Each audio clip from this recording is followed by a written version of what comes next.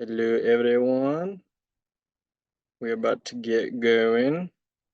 Sorry, my share thing went away. Share sound. Now you're seeing all my work. All right, here we go. All right, so just a quick recap. Yeah, so some good old-fashioned stuff. This is the scary dragons Abbey saw, or Lyx saw. Here's some of our draconians again. The grunts on the left, the seemingly more important, stronger ones that almost assassinated Willow on the right. Our good friends. I guess I could start the recap from here. So yeah, we started last session invisible, right? Pujol, Lyx, Sneak were able to whoop some ass in the high hills of Vogler, taking out those guards that were keeping watch. Pretty much surprising the shit out of them, and literally shocking one of them.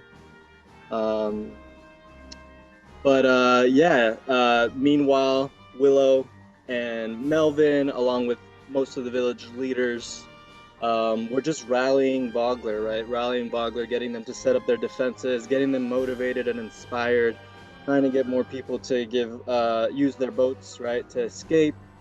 And also trying to get like the Bacarises back on their side. Unfortunately, they were all ready to roll, prepared to leave, and they were gone when you got there. But you did steal some of their shit,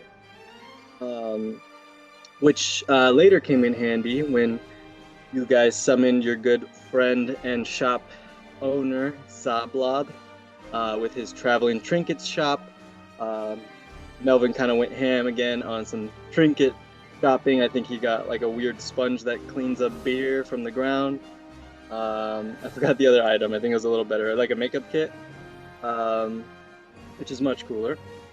And Zablag was kind of moved by your guys' actions. Obviously, he's a big fan of you all for supporting him so much already. He actually gave Lyx a potion for free, the potion of slipperiness, or the oil of slipperiness. And he also later on, you found out, gave a bunch of health potions to the soldiers that were going to go out to fight. But so you guys take time, kind of saying your goodbyes to certain characters, and in Lyx's case, saying bye to her home. And eventually we get to a point where the soldiers are ready to head out, and Derek is like, all right, what do you want us to do, to Becklin? And it turns out that she didn't have you all in her plans at all to fight in the front lines.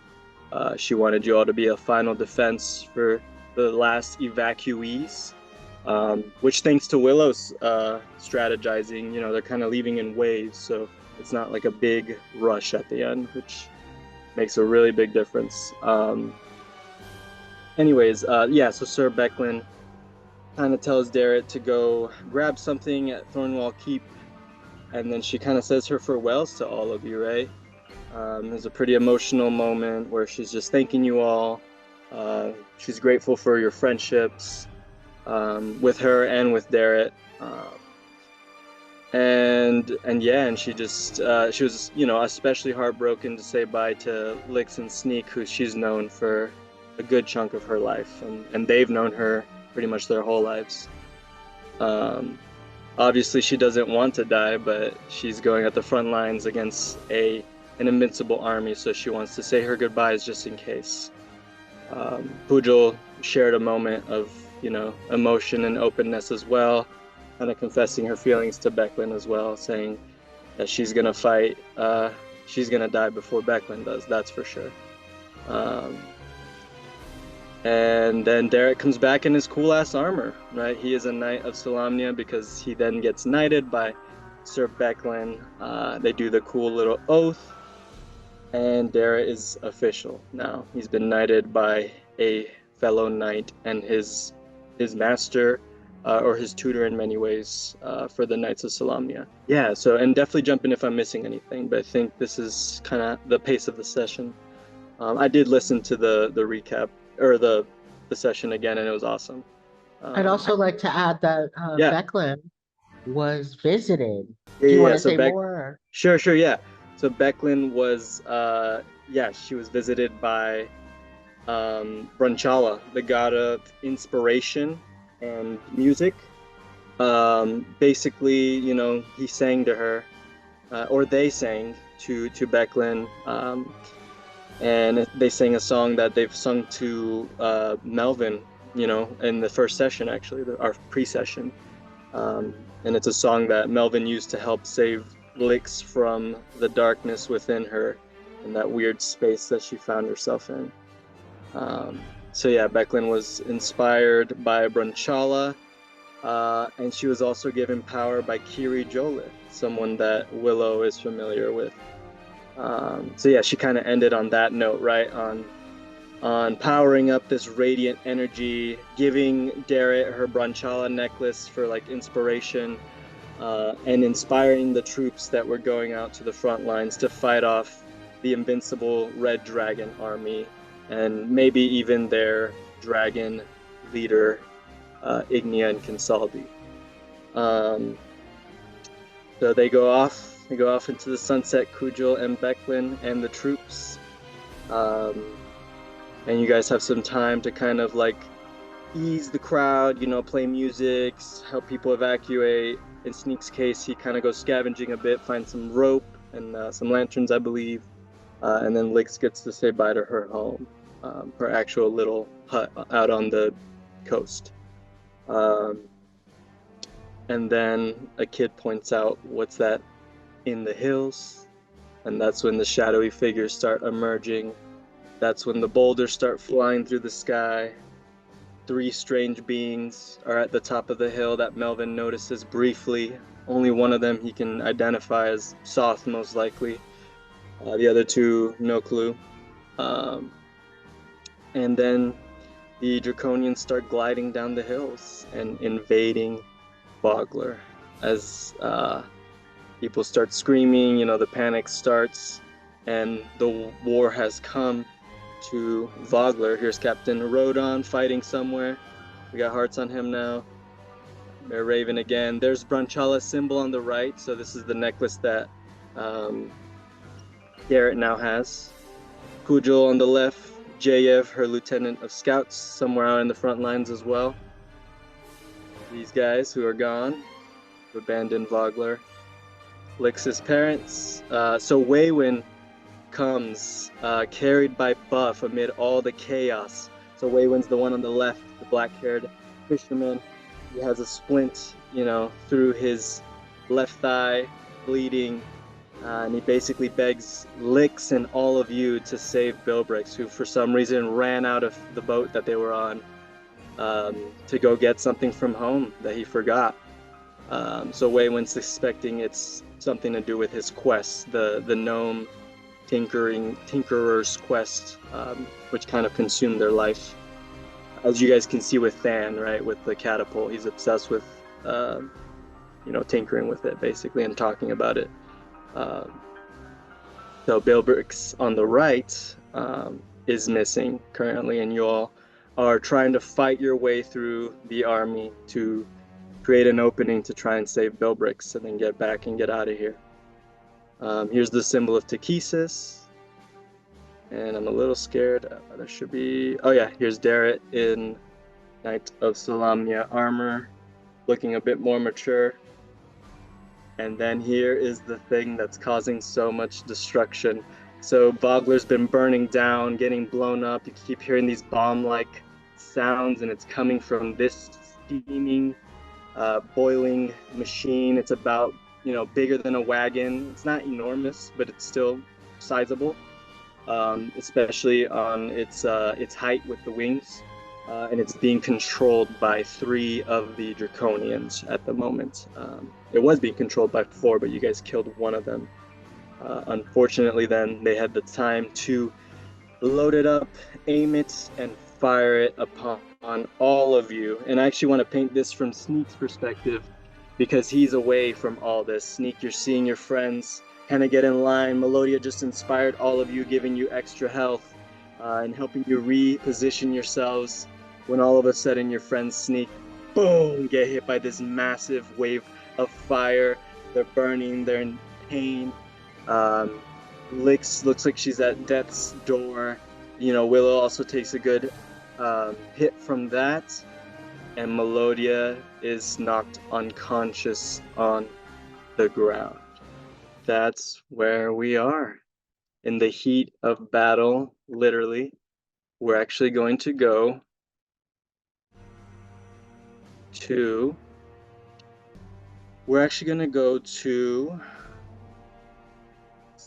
a space. It looks like space. It looks like stars. You can see the cosmos. You can see galaxies in the background, different colors of beautiful radiance and shine.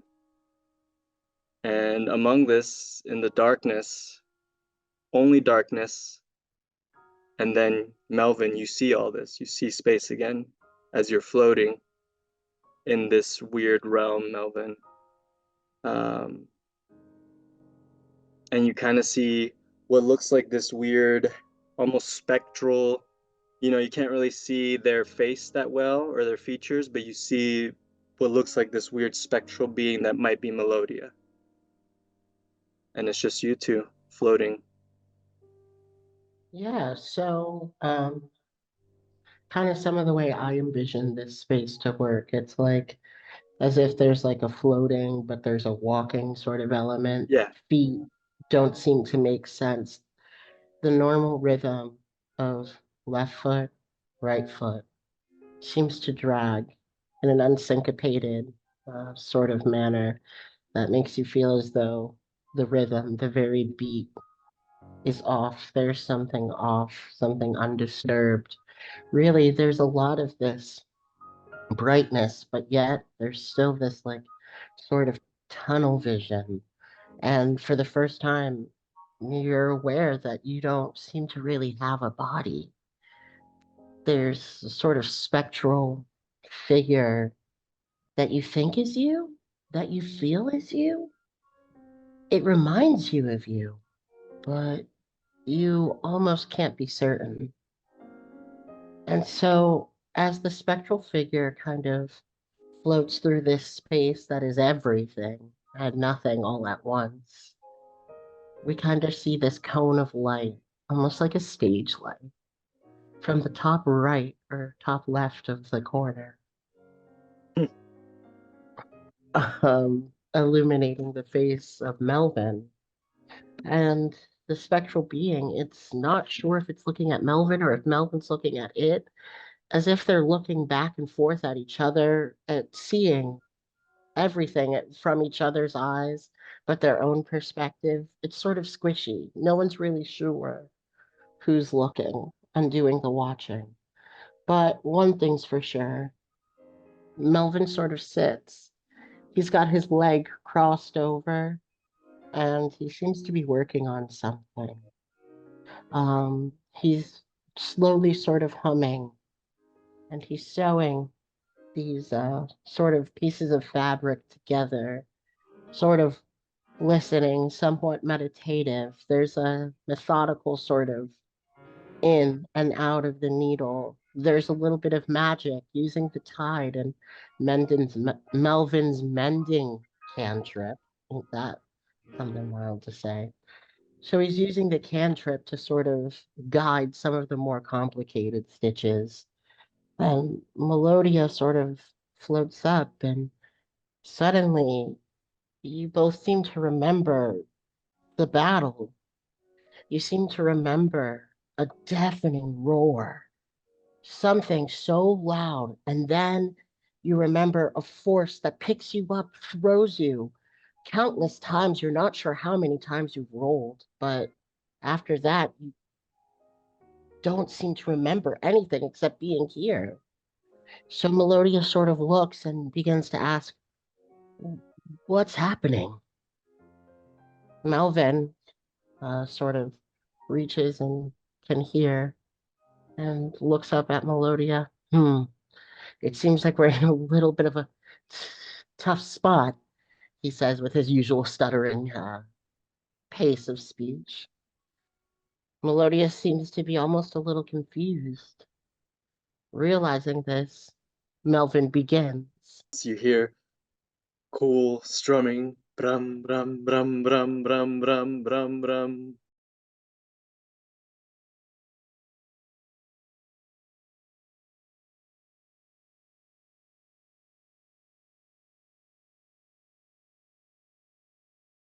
So Melvin's singing this to the spectral being.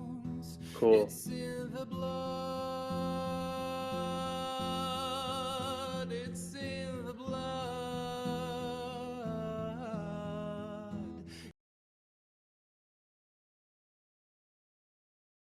And at this point, Melodia starts to kind of think about this song. There's a sort of knowledge that Bogler is in deep trouble. There's things to do. And even more importantly, there's a team that's here to help her. She thinks about each of the Bronzeburs. First, the visage of Lyx kind of comes to mind in this space, followed in turn by Willow and even Sneak. It's kind of reminding Melodia of her ability to make a difference. It's tough right now.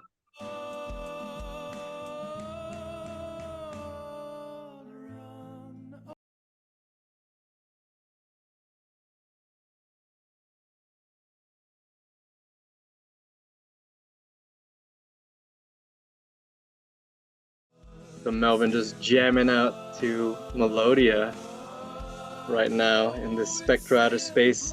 I'll add that like the stars are kind of shining to the beats of the song as Melvin finishes. I rolled for Melodia's emotions. Melvin, is that okay? Can I tell you what I rolled? Yeah, sure. I rolled a natural 20, which that means the way I have normally handled the emotion of music is when the higher you roll, the more you feel it.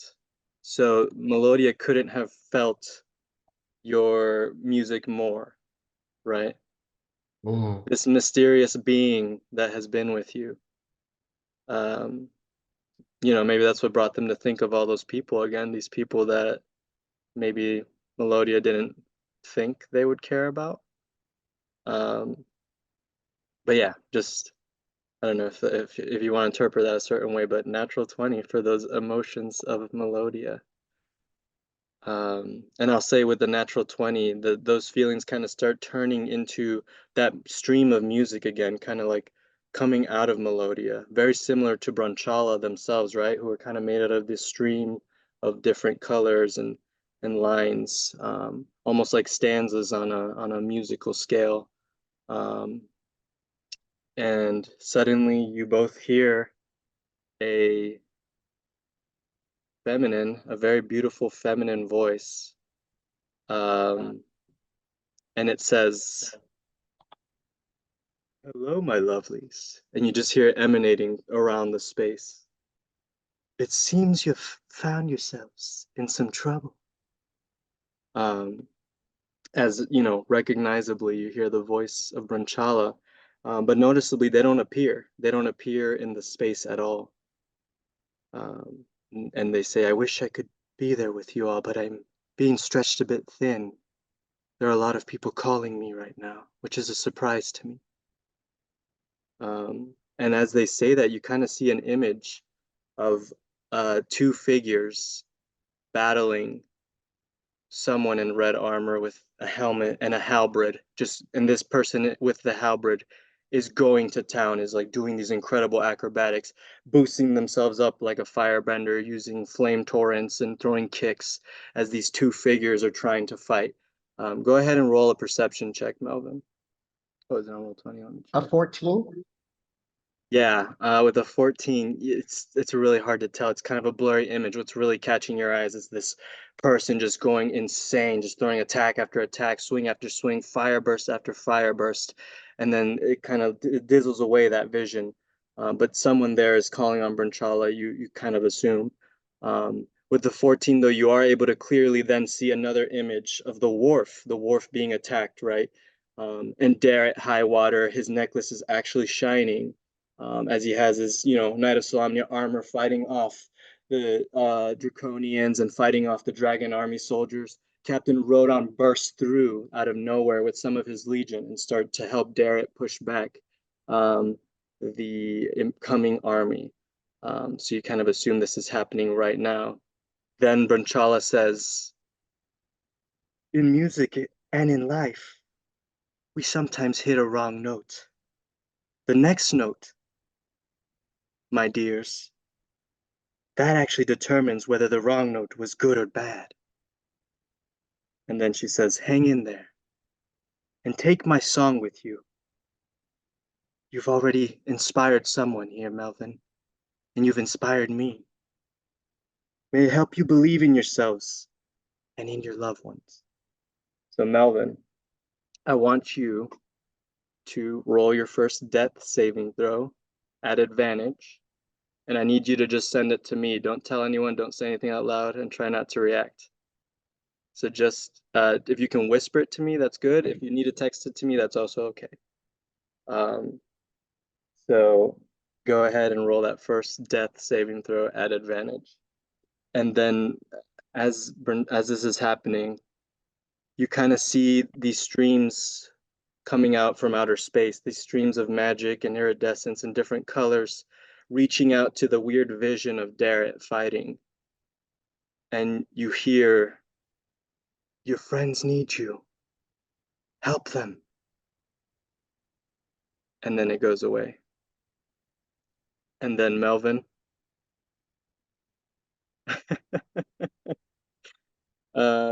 So yeah, whenever you can, Melvin, as long as you do it before your turn, that's good. If you can message me. Okay. All right, yeah. So, and then unless you have anything to say, Melvin, to Melodia or Branchala before. Okay. And then Branchala says to both of you, I believe in you. I always will. And everything starts kind of zooming back. You start like, feels like you're kind of flying back to Kryn, to the world of Kryn, as you are literally back because you rolled a natural 20 with your your second throw, it looks like, or your at advantage thing. So you stabilize with 1 health as you come back without the assistance or anything. There we go. So Melvin is back, or Melodia is back online. Um, as the sounds of clanging, fighting return to you, Melodia, people screaming, you hear this giant uh, machination just kind of steaming still there, and there's draconians cheering, thinking that you are dead and thinking that your friends are very close to death. And actually, sorry, real quick, guys, a boring roll 20 thing. If you click on your token, hold down E and then scroll, you can rotate your thing like I am with the draconian right there. Um, I guess if you don't have a mouse, that might be a little harder. Maybe the arrow keys work when you do that. Nope. Okay, you might need a mouse for that. So sorry, but you can also click on it, hold E and then Alt, and that makes it kind of like a smaller turn. So E plus Alt makes smaller turns. Can you guys kind of see my Draconian doing some breakdancing? This guy right here, I'm moving him there. And now he's gonna like twist around his token. No, don't see it? Okay, well I see it on my end. So I think it might just work for individuals. Is anyone getting it to work on theirs? Okay, it looks like it. So yeah, it is E. It's you just click your token E and then scroll. I guess if you don't have a mouse, that might be a problem. So we might have to, I didn't think about that part. But we're almost there.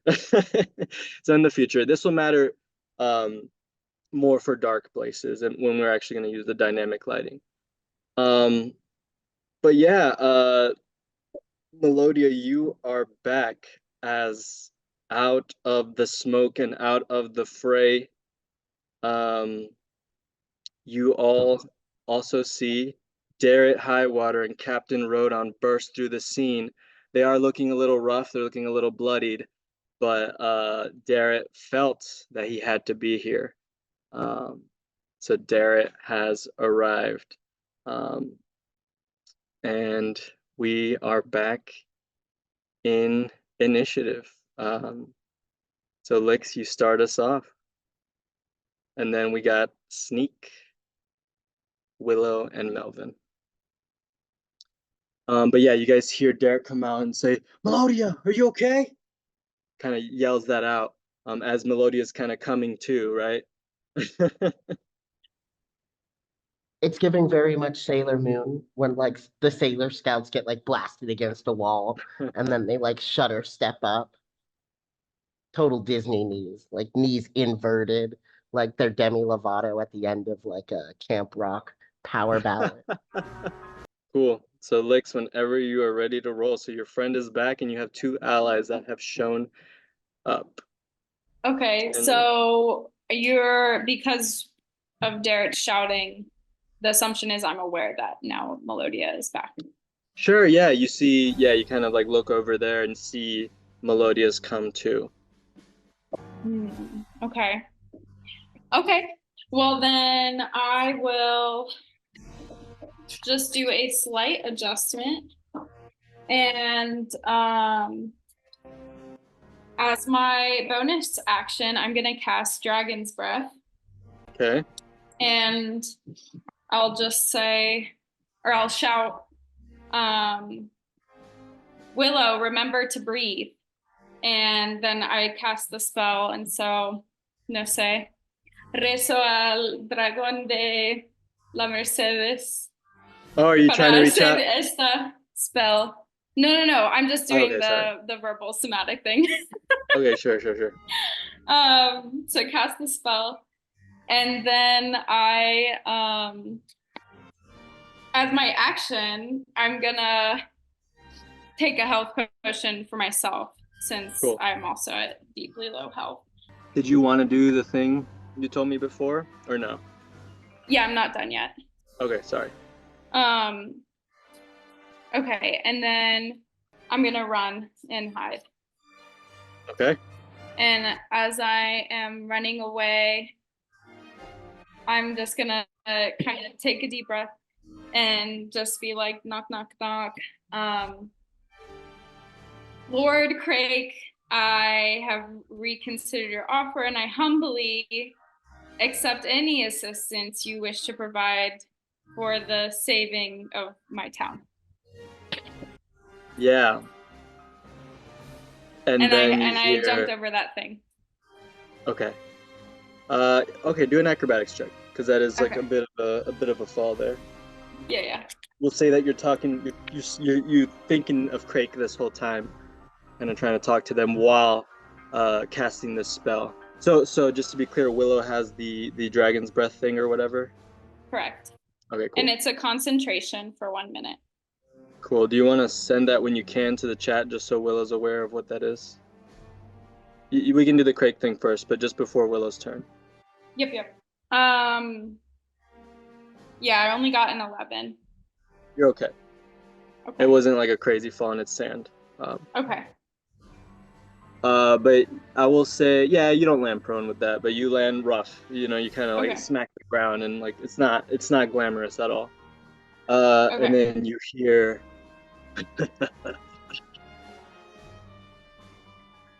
crawling back. No. Fine. And then you start feeling this rush of power as this dark energy visibly comes off of you, but no one can see it at the moment except for you. You start to feel your veins pulse with power. You feel your back feel like it's about to burst, as if something's going to come out of your back.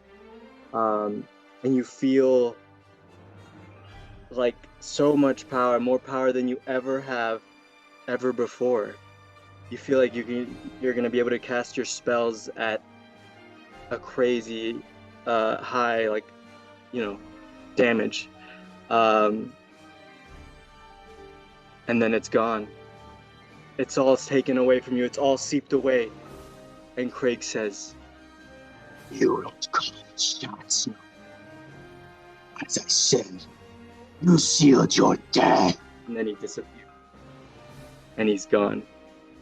Okay, and I it's didn't just- really hear all of that because of the. He's saying you sealed your fate, basically, from rejecting Okay. him the first time. That you will never be able to call the shots. Okay. As Craig is gone and you're normal. You still have your tide, you still have your abilities, but nothing has changed again. He just wanted to make you feel the power for a brief moment and then strip it away from you right away. Kind of like when he was trying to kill you or trying to let you escape, and then it was a trap. Okay. So Lyx is like, fuck. Yeah. Okay. And Anything else? You still have an action.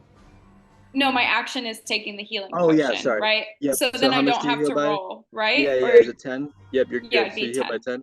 Cool. Yep. So I see that you're at 11 health now. Yep. Cool. And you are lower than everyone. Just so you guys know, this is kind of like this is the wharf, right? And this is kind of like the beach. So she jumped a good like 10-ish feet down. Okay, and then just a question. I can go this way to get back into the arena? Yeah. Yep. That's like a Okay. little stairway there. Yep. Okay. All Yep. right. So if you guys have any questions about the map, definitely let me know. And This I is all on texted- fire as a reminder. Sorry, go. I texted in our group message the Dragon's Breath card. Oh, perfect. Cool. All right. Anything else? Nope. All right, Sneak, it's your turn. Okay, so I'm assuming I have this thing called Brave. So I Uh-huh. have the advantage on saving throws against being frightened, and I'm sure this is probably a good time to have that up, or like I'll ask for the make that saving aware. throws. Yeah, I'll make that aware at least. Okay. But Yeah. if I remember right, I had my longsword in my left hand facing kind of the back way. Sure. And I was locked in. What I would like to do is I'd like to just rush homie and like the This one guy in closest front of to you? me. Okay, Yeah, sure. rush him and then just do like a slash, like all for nothing Okay. slash, because I don't know Cool. that, I think all my friends are still hurt, so. Yeah. Okay, roll to hit. All right, D20 Yep. plus 3, right? Yep. There we All go. right. So 7 plus 3, 7, 10. Oh my god, no. Okay. So yeah, the emotions kind of get to you. See your friends downed, right? And you didn't kind of like, you probably didn't hear. I like that you still are saying, thematically that you're saying you didn't notice them, that you didn't hear Darrett probably because you're kind of far, kind of lost in the sauce. And unfortunately, a 10, that's a 10 total, right? That misses as the Draconian there kind of laughs at you, right? And yeah, that's it. Any bonus action you want to take or anything else? I guess You maybe still I'd have like movement technically. Can I just dip back into this like little abandoned area? You can, but then you would risk an opportunity attack, and that's okay as long as you want to. As long as you're okay with that. I'm okay with that. I'm nimbleness, I'm tough to pin down, so hopefully that'll help me. Okay, so they swing. Also, Yeah. wait, I also have naturally stealthy, so hopefully I can hide behind like just trash. Yeah, but you're like, this is you being in front of them and then trying to hide. So there's no hiding when you're right in front of them. Tried. No, you're good. You're good. So wait, Cristian, does that dragon Draconian have disadvantage, or this is just a reaction, so it doesn't yeah, count? they do. This is the one that has disadvantage. Okay, good call. They miss on the second one as they do an 11, it looks like. AC is like a 13. So good call. Okay, but I think that's a one-time, the bardic shit-talking spell, whichever it's called. It doesn't like last forever, right, Melvin? It's just like the next attack they do is at disadvantage. I'll let you double check that, but yes, you are right, Lyx. This counts as an attack still, but that means on their normal turn they have normal, not disadvantage. Okay, cool. And then I'll say that roll to hide. So roll for stealth. Sneak if you're trying to hide behind that rubble. I'll let you try that. All right.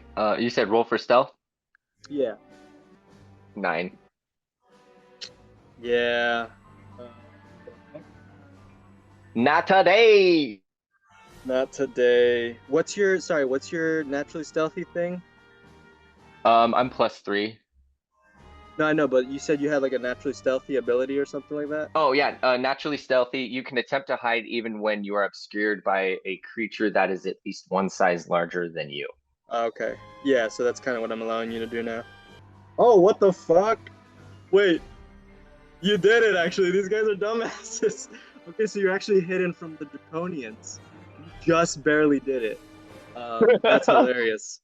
So yeah, Sneak, you are hidden from them. So remember that. That means you have advantage on your next attacks against them, and then you get sneak attack if you land that hit. Cool. I think that's all you can do, I think. Because that's a bonus action, that's action, you move, boom. Yep, Awesome. I'll take it, thank you. Alrighty. Yep. So now we have Willow. Seems fine to me. So the one that Sneak was just in front of, I know that's taken damage. How rough does he look? Like kind of. He looks bloody. Yeah, he looks bloody. He's kind of coughing blood. He kind of, when he laughed at Sneak, he was like, having like blood coming out of its tongue. Okay. In that case, I'm gonna use the Curie Jolas Blessing, which I've already powered up. Oh sure. From yeah. last. Yep. And I'm gonna go ahead and try to hit him. Just from where I'm already standing. So range attack. Yes. Cool. So roll to hit. And for simplicity's sake, I don't know if I put it on that description. You can keep your strength modifier for that hit. You can keep your normal like to hit thing. Okay. If that makes sense. I think a 17 before even adding things hits. Oh yeah, that hits. Okay, so roll for damage. So it's the D6 or some shit. Yes, it's 1d6. Whatever it is. Perfect. And you can add. Did I say add your attack modifier? So add your strength to that. Okay. We'll say that that's what that is, even though this is magical. Okay, cool. Well, that's a 1 plus strength modifier of 3, so 4. 4 damage. Okay, not quite enough. Okay. But he gets hit. Yes. I think I'm gonna go ahead and move her. Let me see how far I can get her, because I don't want us to be coned up again. Would this be considered like cover at all up here? Yeah, going inside is on flames. Just so you know, this is the brass crab. Ooh, okay. So you will risk some fire damage. She's already gotten burned, literally. So I'm gonna just.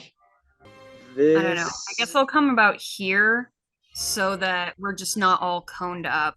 Cool. I haven't seen you moved.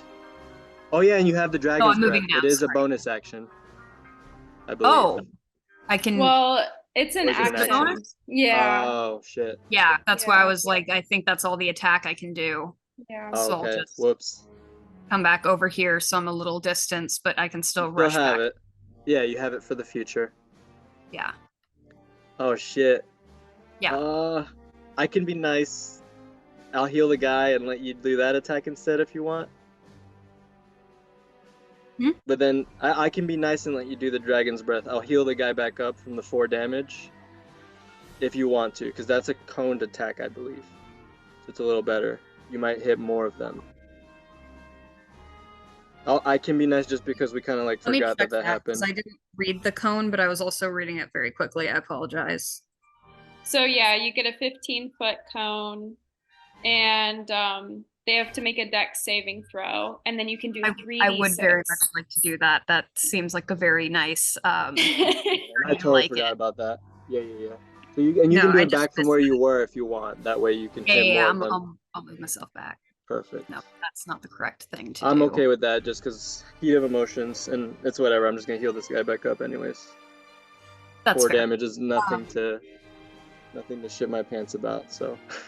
Okay. So is there a way for me to do the cone thing from my end, or am I just guesstimating? I'm gonna say I could do it, I guess. You can do a cone if you measure, if you hit the measure, Yeah. and then you choose the cone type. Oh, okay. Cool.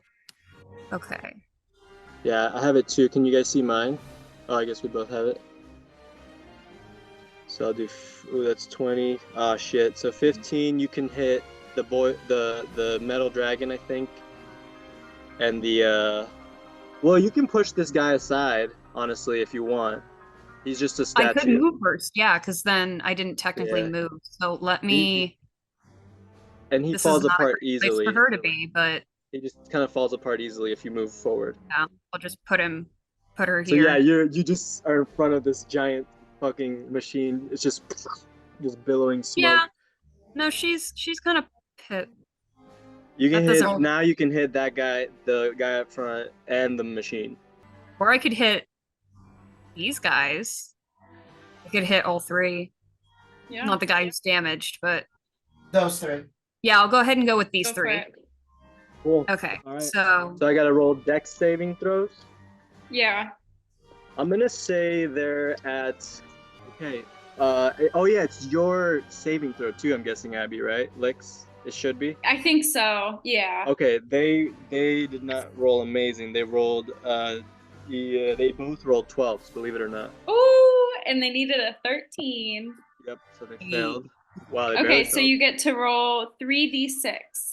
So roll 3d6 of damage.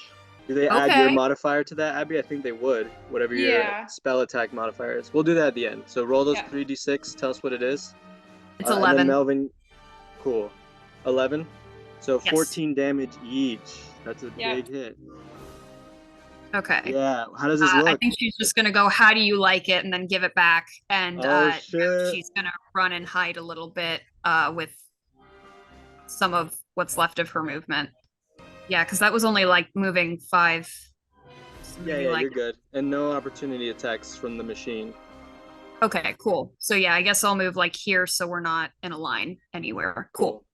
And my turn. They get just blasted back with the fire. Let me check real quick. Yeah, they don't have any resistances to fire, so they get hit by the full blast.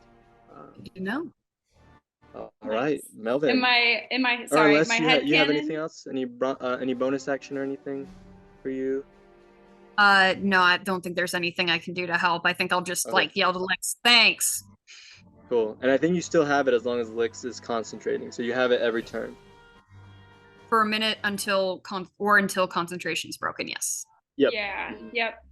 In my head, it's like I was kind of cryptic, and then you're like going to hit with your tool, and then you're like, wait a second.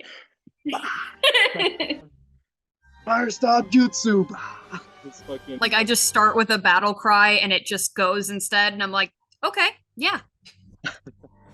That's awesome. You were literally just blasted by a giant one, and you're like, you know what? Fuck you guys. Right back at you. Awesome. Okay. So Melvin, you are up, coming back. Or sorry, Melodia. Melodia coming back from the grips of death after being inspired by yourself. Not even Brunchala, really. Just by Melvin. What do you do? I am going to cast a 2nd level transmutation. Pyrotechnics. So I can see that can fit within a 5-foot cube. I'm going to try to extinguish the flame inside of your tank. You can extinguish the fire in that area, and you can create either fireworks or smoke. Whoa. Yes. So, yeah. So that's my action. What sort of happens to the tank? So, is there a save it has to do? It says spell save 14, but it actually doesn't even say that it has. So you want it to be a smoke? Do you want it to be smoke or fireworks? Would fireworks make it blow up? We can find out. No, because my friends are there, so let's just make it smoke. Okay. I feel like an explosion right there would Sure. it would hurt more than Yeah. And the way this works, so the way that I'm gonna make this work then, and it doesn't look like there's a saving throw mm-mm. for the smoke. It just kind of happens. So the flames inside it, and I'll even say around it, become just this giant cloud of smoke. And let me add something here. So it says 20 feet radius, spread out from the target in a 20 feet radius. So 10, 20. So it's about here-ish. Shit. Okay, it's a little bigger than that up here. But yeah, basically, this. Actually, no, it's even bigger. That-ish area. So that area is super hard to see through right now. So all attacks in this area have disadvantage now. There we go. Yep, including to them and from them. Yeah. So and this lasts how long? A minute. It just Whoa. does. Or until a strong wind disperses it. Okay. Cool. What else you got? So we big can smoke. use the healing potion as a bonus action. And then we roll for it. Yep. Exactly. So But you can go ahead and do that. that's 2d4 healing. Sorry, I'm trying to think which is higher, the +2 or my modifier. My modifier is probably higher, so I'm going to use. Sorry, I have You're good. many pages of spells. Healing word. So 1d4 plus your spellcasting ability modifier. I don't want to burn a second level spell slot, so I'm gonna actually roll the healing potion as a Okay. bonus action. Go ahead. Oh, nice. That's pretty good. So Almost plus, the full effect. Yep.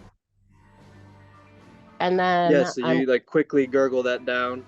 So I have you back at 9 health. Yep. And then I'm going to kind of run behind Garrett and Okay. Yeah. Rodan Yeah. and be like, Sounds good. ah! I've taken out its fucking awful tank thing. Fuck them up. They won't know that you're here. They can't see. They're blinded by my magical smoke.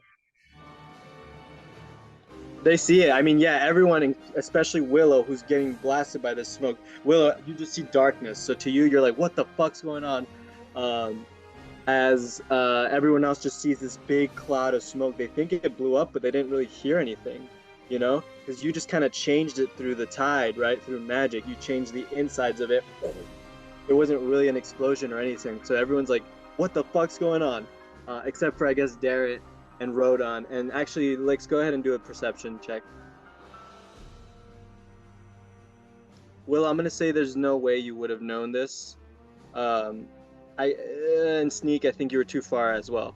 But Lyx, maybe from below, you hear what Melodia yells out. I got a My 14. 14, you hear it. You hear that Melvin cast some weird spell that did some weird thing to the tank. That maybe neutralized its flames, and right now it's just this big obscured cloud thing of darkness. Go ahead. So, quick question. It says thick black smoke spreads out from the target, so would I see the smoke coming at me so I know which It's direction on it's coming from? Yeah, but would I see you it saw it. coming at me? Yeah. Okay, Definitely. so I know it, if I kinda back came up, out. I'll eventually. Okay, cool. Yeah, Just making sure. Yeah, you might think like it's malfunctioning or something, like you have no idea what the hell's going on. Okay. Anything else, Melvin? Or Melodia? That's all that Melodia can do in this turn, but I think it's good enough for so far. Cool, so Rodan kind of looks at you, Melodia, and says, do you need more assistance? You look rough, Melodia. If you can spare it. Alright, he uses his action to give you a health potion, and he says, a strange little blue man gave me this. I think you need it more than I do. And then you heal up 10 more health. So you're at 19. As he kind of, baby mom, or mama bird, gives you the potion. And then he's like, all right, back to the fray. And that was his action. So we'll say, so he moves 5, 10, 20, 25, 30. He's just kind of heading right out into the fray. And Darrett says, you're already looking better, Melodia. Hang in there. We'll protect you. And then he kind of like rushes out and kind of yells out, hey, you Red Army fucks, come and get me. But he doesn't know where they are right now, so that's actually his turn. And now it's the Draconians' turns.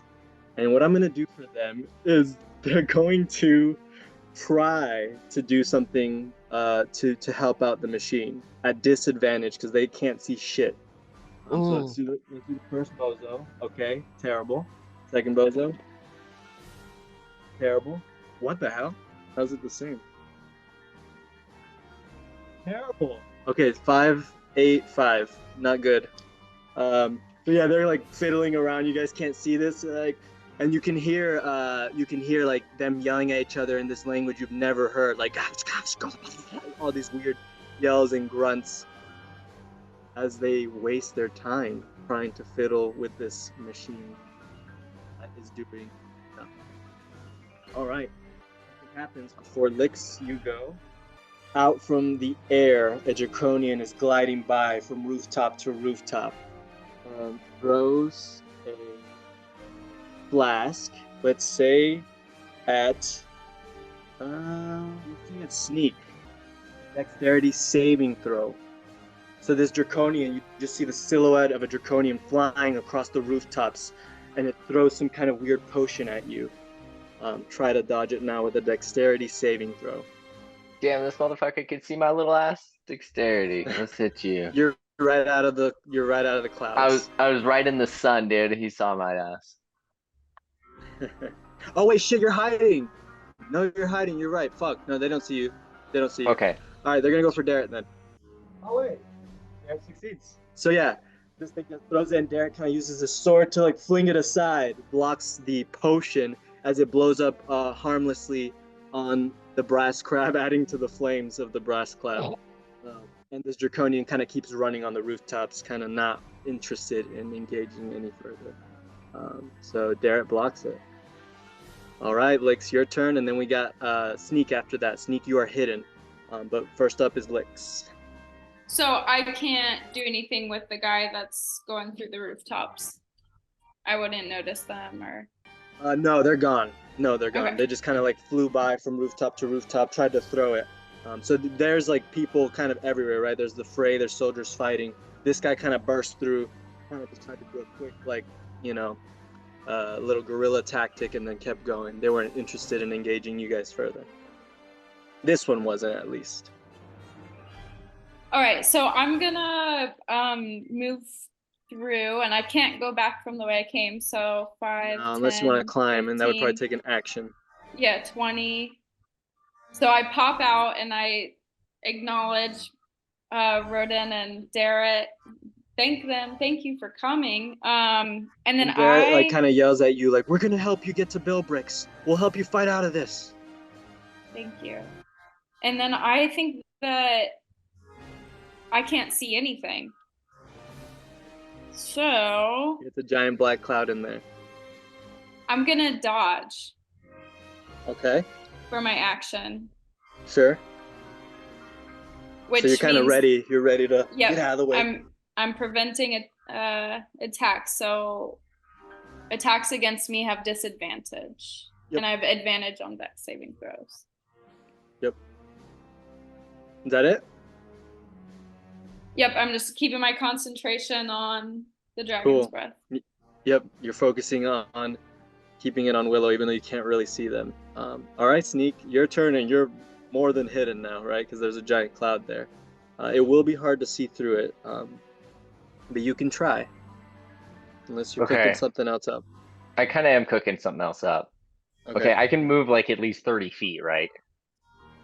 Yeah, I think technically you move 25, but I meant to tell Oh, you that 25? because you're Sneak, because you're sneak, I'll let you move 30. No, You're I'll move fast, 25. 25, I think will actually, I think 20 is even gonna work perfect. Okay, sure. Do what you want. So I'm gonna move 20 feet. I'm gonna go ahead and rush my. Oh, these are wrong one. Hold on. I'm gonna go ahead and move over to these stairs over here. I'm gonna do a rush, and while I'm carrying this big sword, I'm gonna bring up my little arrow gauntlet, and I'm gonna fire one just straight directly into it. I don't even care anymore. I'm hidden by this little chair. I want to just shoot directly into the smoke, straight ahead. So you're not super aiming at anyone. You're just kind of like whoever.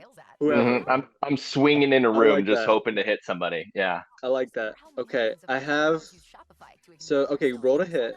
Just do a normal roll to hit. Let's see what you get. I kind of have an idea for this.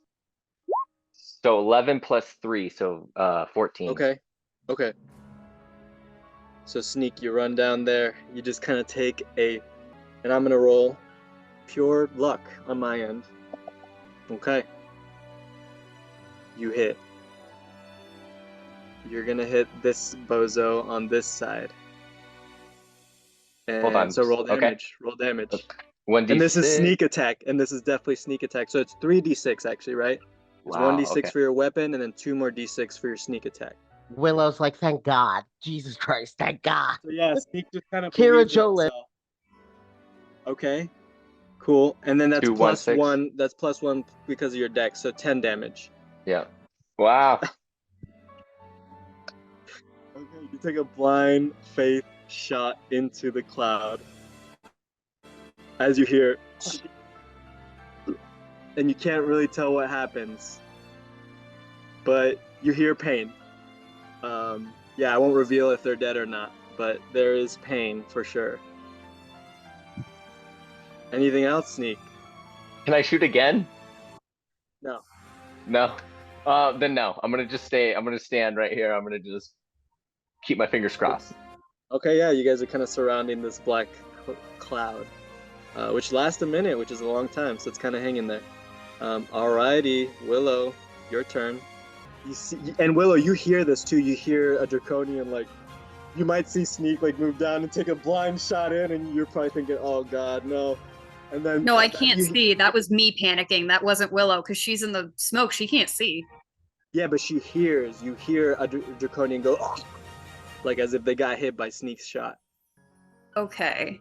Does anything sound different with the dragon tank? Like, was it making noise before and it's not now? Yeah. Anything that I can glean? It's not boiling. It's not bubbling. It doesn't sound like it's steaming or anything. So I'm gonna bring out a tool here. Is this stuff I can move through, or is that an obstacle? You can climb up there. Yeah, it's a building. Okay. So what I'm gonna do is I'm going to move her around and over where I think they were, and I'll take the disadvantage shot, just shot in the dark at one of them with the Sure. I'm gonna go for the same one? Blessing because I don't want to reignite the fire. Okay, are you gonna go for the same one that was here? Or are you going for the one over here? I'm gonna be shooting for one of these two. That's why I line myself up where, like, I know it's front. perfectly lined up there, but where I think it is, because it's disadvantaged because I can't actually see that. But I would remember where they were. They could have moved, kind of thing. Okay. Yeah. All right, go ahead and take that shot at disadvantage. I think that's fair. All right. So roll to hit at disadvantage, basically. So disadvantage. Beautiful music, but give us something a little less like swelling, like adventurous. Oh, sure. So what do you want? More intense? Okay. You keep going. That's 11 plus 5, so 16. Okay. Does that hit? That does hit, actually. Okay. So that's 1d6 radiant in case. That's just a 2. But... Plus your attack modifier? Plus my attack modifier. Should just be your strength. Basically, your strength modifier. Plus 3. Okay, so 6. You hear a hit. but you do not know the fate of anything. Yeah, because I don't know which one I hit. I just know No. I hit. Yep. All right. Anything else for you? I'm going to assume I have a potion on me. That makes sense. Yeah, you all should have one potion from Misko's treasure chest. I'm gonna go ahead and take that now. I'm kind of rough. Cool. Yep, so roll the 2d4, I think. Is that what Errol said? And +2. Whatever the normal potion is, basically. 6. 6 is Perfect. better than that. Cool, I'll heal you up. So on my end, it looks like you have 17 health now. Yes. Cool. Alrighty, And- anything else? That was your bonus action? Mm-hmm. Cool. Okay. Any more movement? Actually, I'll or... move back just like 5, just so that if something rushes out, I'm not right there. Because I still have some movement, but not much. So I'll just go back 5. Yep. All right. And then Melvin, you're up next. Sorry, I'm trying to cue up some music. But Melvin, you can go. So the first thing that I'm going to do, I'm going to use movement to move to the corner right here, now that we've at least temporarily disabled. Okay. Oh, sorry. Need to grab him. Now, I'm going to use Bardic Inspiration as from my bonus action. So I'm going to give it to 60 feet. Melvin's voice kind of soars above the clamor to give Willow a d6. Oh shit. So it's just hearing? Yeah, like anybody that can hear, range 60 feet. Within 60 feet who could hear you. Okay, cool. Yep, so you're singing through the fog, through the chaos. It's in the blood! It's in the blood! So that's the sort of string of words. So, and then what does she get now? What's your inspiration dice at the moment? It's a d6. Okay, cool. So I have a d6 ready. Willow, yeah. Lyx is gonna get one. Garrett and Homeboy. Okay, so you're giving them all out. You can give them all out at once. Yeah, it's not one per action. That seems kind of strong. I feel like it's normally one per action. You can only have one. Okay. Yeah. Sorry. It's that I get 4 bardic inspirations, not 4 people. Yeah, whatever your charisma mod is or whatever, I think. Yep, so just Willow has it. Yep. Oh, well, no, sorry. If that's not, can I retake that back? Sure. Yeah. 1. Yeah. I'm gonna give it to Homeboy, the guy who's next. Rodon. Okay, sure. Rodon. Yeah. Okay. So got it. Yep. And then I don't really have like. So you sing him a very, very close inspiration song right next to him. Right. I don't really have a good action, so I think I'm gonna try to use Vicious Mockery. Okay. So does this just hit if you there's no save or something for them? Yep. Give me 1 second. Let me go ahead. I think it does just hit. So it must succeed on a wisdom saving throw. You're just kind of aiming for the bottom one? Yep. Bottom right hand corner. Okay.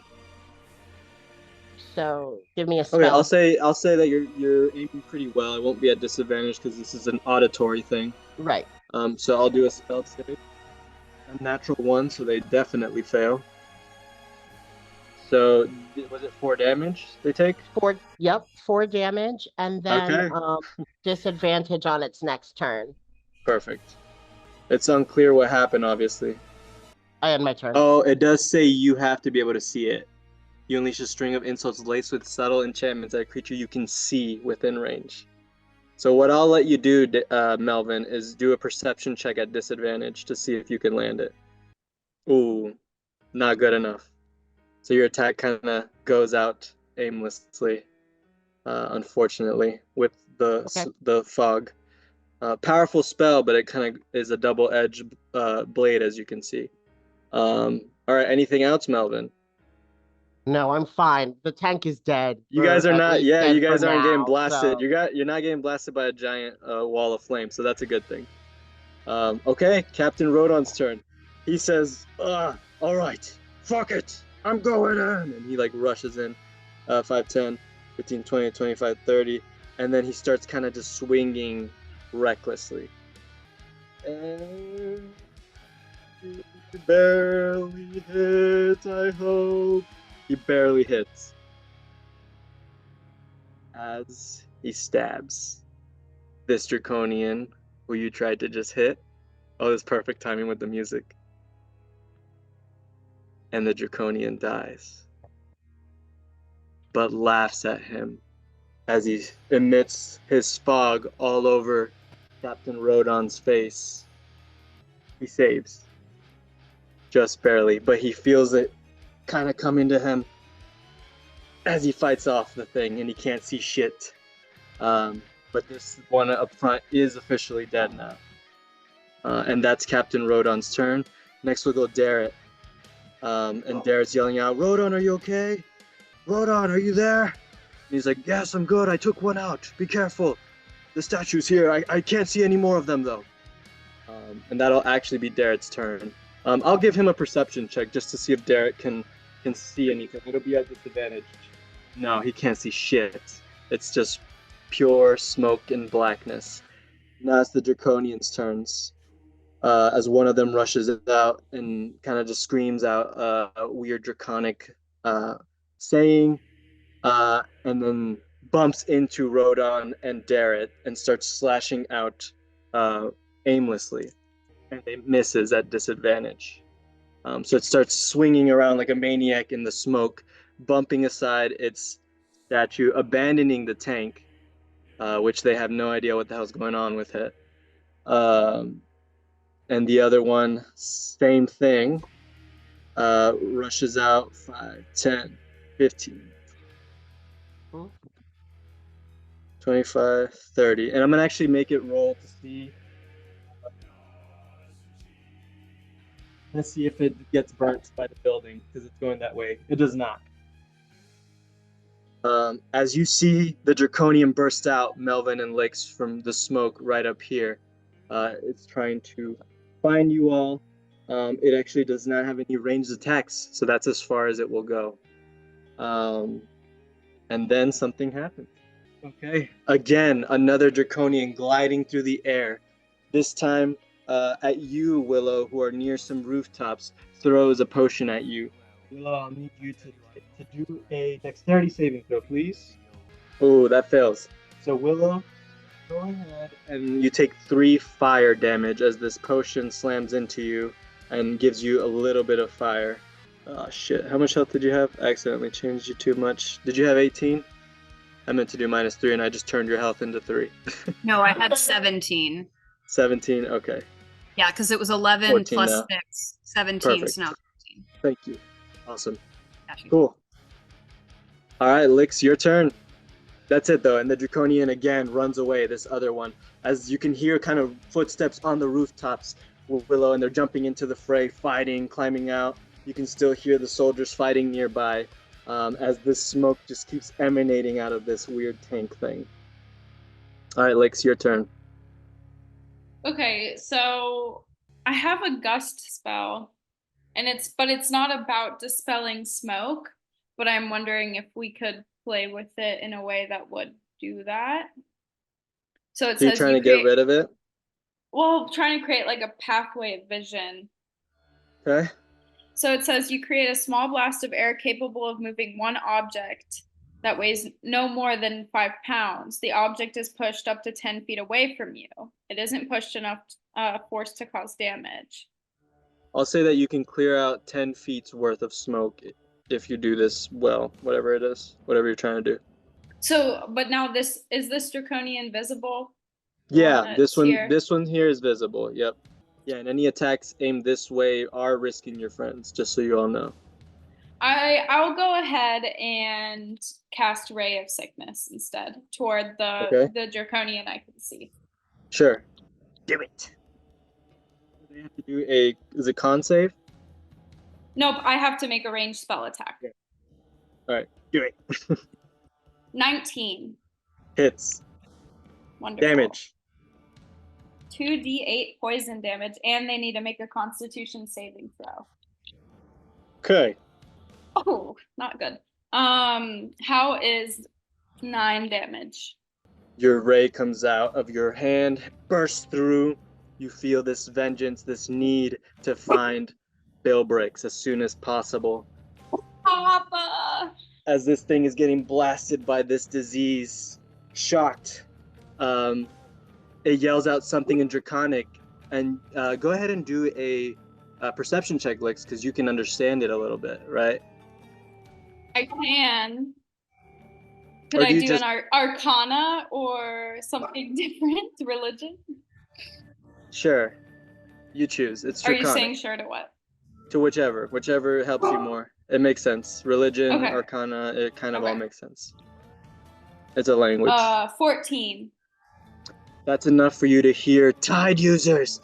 They have Tide users. They yell that out.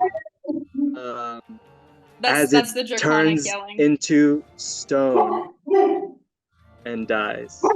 Okay. So that one is finished. But you know it yelled out that. And I did not break concentration, so Willow still has Dragon's Breath. Yep. Anything else? All right, and then I'm gonna move. Is this area kind of hidden? Sorry, do it again. Behind this? There's smoke there, yeah. Wherever the circle hits. Where? Kind of. It'll be a hard stealth. But right now, you guys are hidden in general, right? From at least the visible enemies. Okay, then I'm gonna move towards Sneak. Okay. Is that it? That's it. All right, we got Sneak and then Willow. All right. Well, knowing that I did like fairly well last time, and like I'm pretty proud of that. I do know Rodan's in there, Rodon's in there.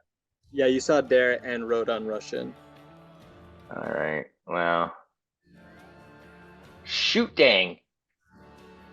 I think really what I want to do, you know what? I'm still carrying that big long sword in my left hand. I'm gonna rush in. We're gonna just rush in. I'm gonna say maybe I want to rush in. At least, shoot, I'm gonna run into him. You can yell out for them, right? You can. That's free action to just like yell, like I'm coming in, like watch out. You know, you could say that. All right, yeah, I'm gonna say step back, Rodon. I'm barging in, dude, and I'm gonna try to at least get right in front of the thing. Hopefully, I don't barge into anybody. Oh, yeah, man. You can run through them though, because you're nimble, right? Oh, that's true. So you're actually gonna be able to feel Rodon and kind of like dodge him, like this weird little turn or something, and you'll be okay. All right. So you can run straight, and that might actually work well. All right, then that's what I'm gonna do. I'm gonna just do my full 25. I'm gonna go right there if I can, just mob past, and I'm gonna swing, and I pray that I don't hit Rodon. All right, swing at disadvantage. All right, so roll to hit at disadvantage. D20s. Yep, D20s twice at we'll take the lowest. And then that's +3, so natural 1. But I know I do with the natural 1 I have an ability. What's it called? D20s at the same time. Oh, that's cool. I didn't know you could do that. Is that what that is? So when I roll a D1 or when I roll a 1 on a D20 for an attack roll, ability check, or saving throw, I can re-roll the die and must use the new roll. Oh, because you're lucky. Yeah, and I saw that. This is because you're a halfling. I saw this. Go ahead. Sure. Yeah. So roll that one again. 8. Okay, so 8 so plus that's 6. your lowest one. So 8 plus 3 is 11. That misses still, unfortunately. Okay. But you don't hurt anyone or yourself, so that's really good. I'll take it. Anything else, Sneak? I think You're deep in the fog now. I think I'm gonna stay because one, I think that also keeps me hidden is being in the middle of the fog. Yeah. But two, I don't know where to move. So Yep. Yeah, it's a I'll weird stay. situation right now. All right, Willow, you're up, and then Melvin. Okay, so I think as a free action, because I can't see anyone, I mean, maybe Lyx at the edge of the cloud, but I'm just going to be like, where is everybody? And just run You to can hear some whoever shouts coming from the cloud. closest. Or Yeah, I'm Rodon not and going Derek back to kind of the yell cloud. out in the clouds. Does anybody else respond? My boys do. Derek and Rodon do. We're in the cloud. I think there's All more right, I enemies guess- than you. I'll scream. I guess heading to them.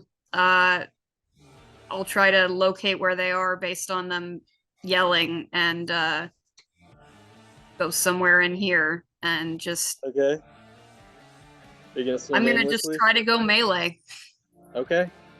So go ahead and roll at disadvantage. Roll to hit at disadvantage. Okay, rolled a hit at disadvantage. Gotcha. It has Well, not been a Cristian- minute yet. It would be Okay. 6 turns. Oh shit. Well, Yeah. that's not great. Yeah, I'm not gonna hit anything. Or sorry, it would be 10 turns, Melvin. It'd be 10 turns. And just so you know, you can dispel a spell with an action. Any spell can be dispelled with your action. This must be a concentration too, I'm guessing. I didn't even check that. Doesn't It's say. not. Doesn't say that actually. Okay. You can my rule, and I feel like this is the normal rule, you can always dispel a spell as an action. So hold on. So when you say 10 turns, that's each player. Yeah, that's 10 rounds, right? Each round. One round is 6 seconds. So 10 times 6, 60. That's a minute. So we've only gone 3 rounds. Yeah. So 18 seconds have passed with all of this. Sorry, was 13 your lowest? No, that was it. Added them. My lowest was 2, and even with Oh, that my misses. 5 and 3, it's only a 10. I don't think that. I'll hit. say with the 2 that you do swing out and hit the one that turned to statue. So you realize that one just burst into dust, and you know that one of them's dead for sure. So it is information at least. Yeah, but I would know that if it's stone, it was already dead. So Yeah. super frustrated and like I But can't. now it's fucking totally see gone. anything. Now this one's gone. You know, it's just out of the battlefield pretty much. Yeah. Okay. That's her And turn. now we have. Shit, whose turn is it? So Willow, that's it for you? Yep. What the hell? Oh, Melvin. Oh, what the hell? We got the Totoro going. So now that it's Melodia's turn, Melodia sort of looks around, realizes that the smoke is becoming a major problem for her allies.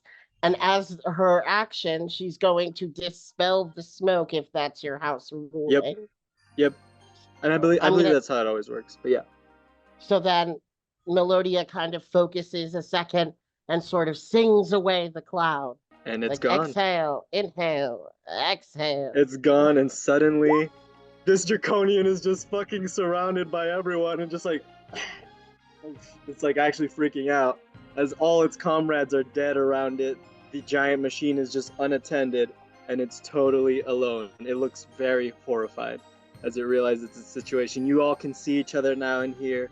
Sneak, you see Rodon, you see Willow right across from you somehow, and Derek nearby. The spell is gone. So then I think I'm gonna move back down towards Lyx, spellcasters group up, and then I'm gonna use another one of my bardic inspiration die bonus actions. Or wait, what's everyone's health like? So you can't give exact numbers, but you can look at how people are looking. How are people looking? You can see it about half.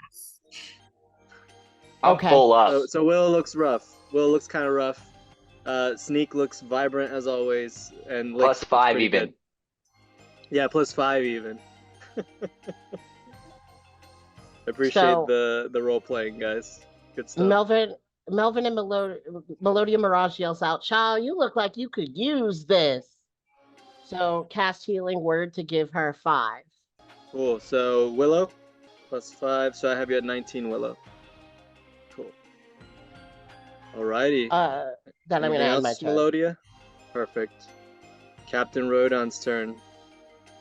He sees the Draconian and tells it to yield, actually, as it's surrounded.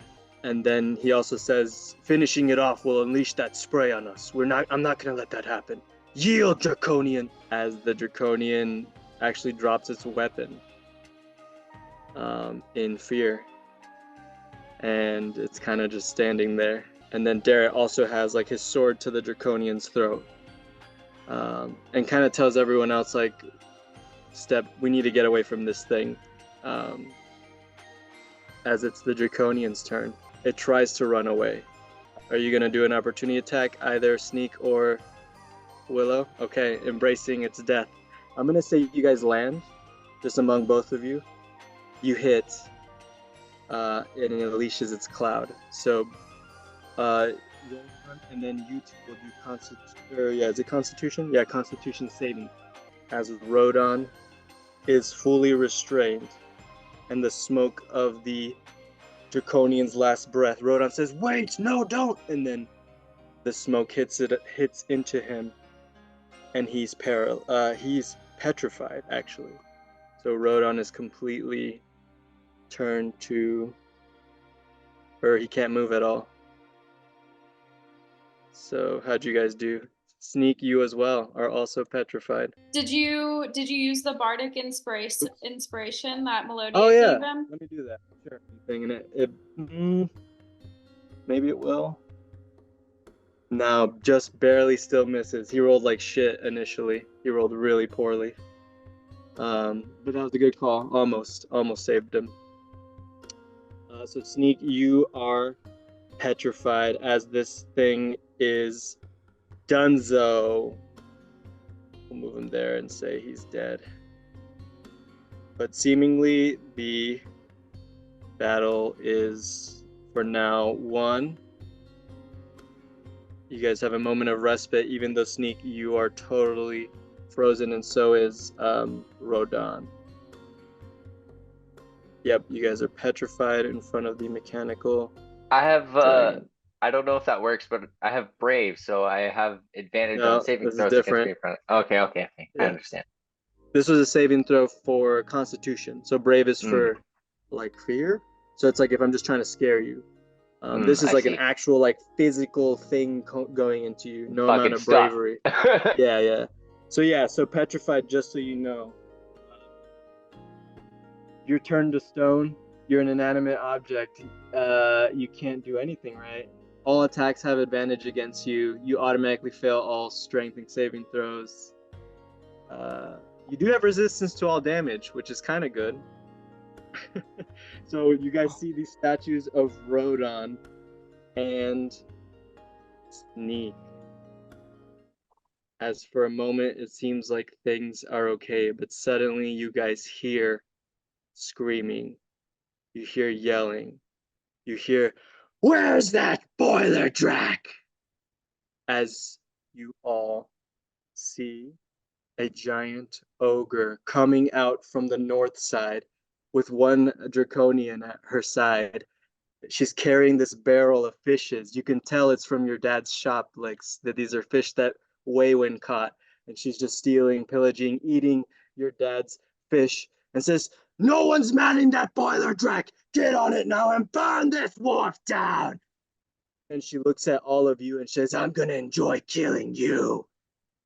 And we will take a break as the general of this assault has made themselves known to all of you. And I'll actually reveal them real quick on Roll20, just so you could see where the situation is. They noticed that their machine was not being used, so they are showing up. There they are. So we will pick up from there. Stone-bodied Sneak and Rodon in front of this unmanned tank, as the north side has this giant ogre and one of her lackeys with her.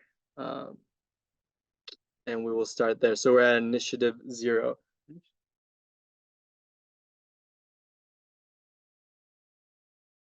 So, yep, we're back.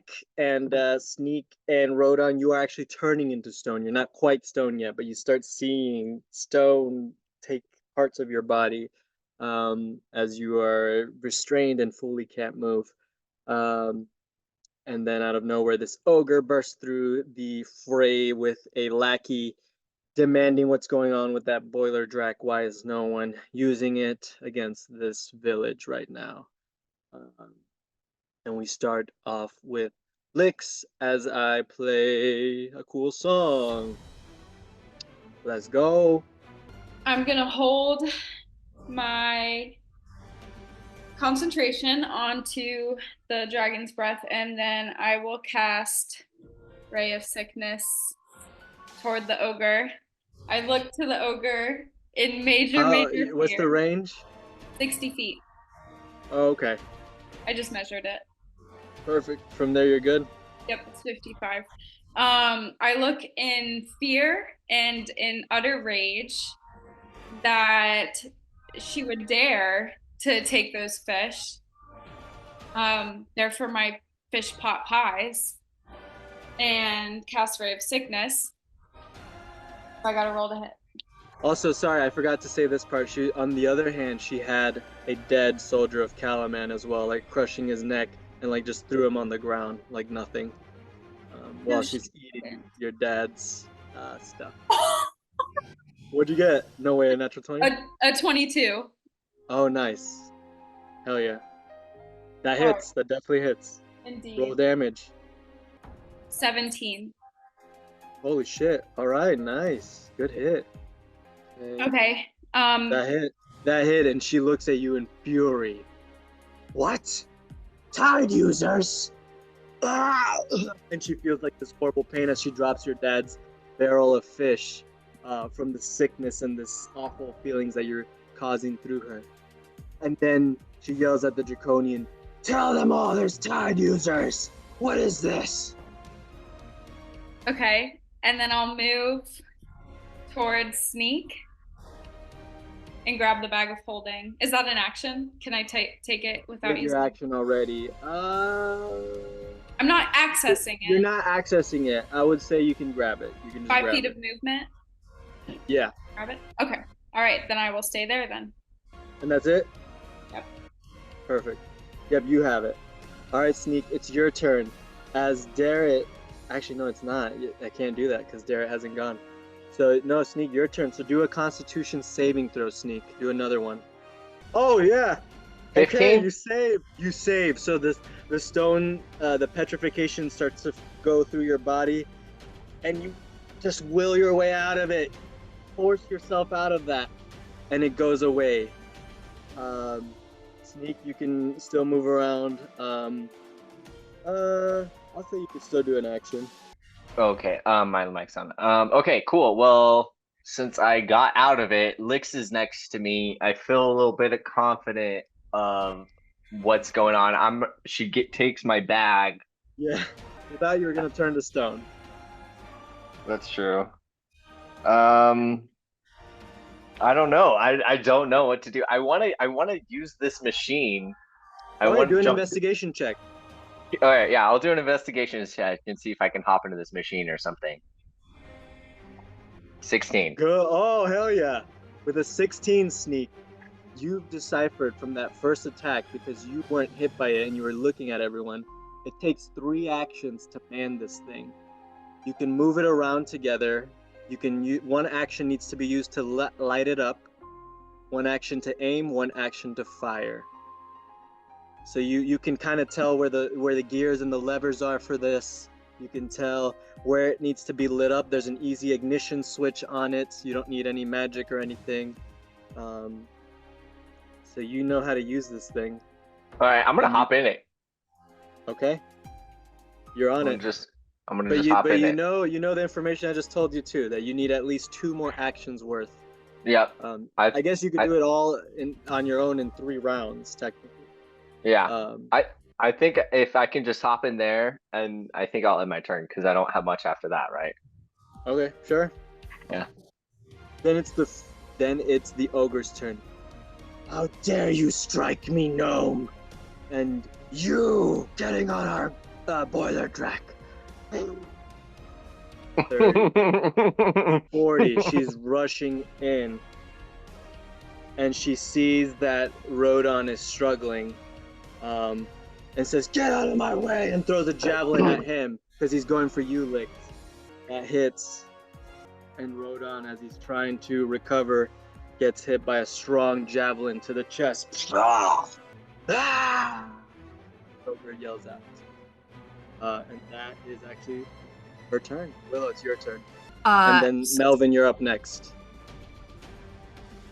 Since it would have been a free action, did Sneak communicate that he would need help at the end of his I would thing? assume so. Sneak, you kind of communicated how it works. You need 2 more actions. Mm-hmm. Okay. I'm just gonna kind of go nod it, seeing that Rodin just got hit. Yeah, I'll move up in front of him, directly in melee, and I'm gonna try to hit her. Okay.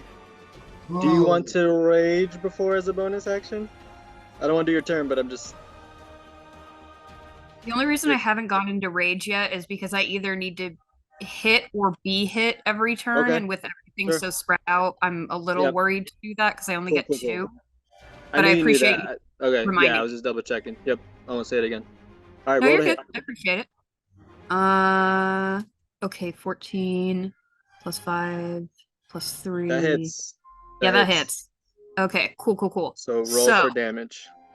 Okay. Cool. So rage isn't on there. Right? Rage is not on there. Do rage. Okay.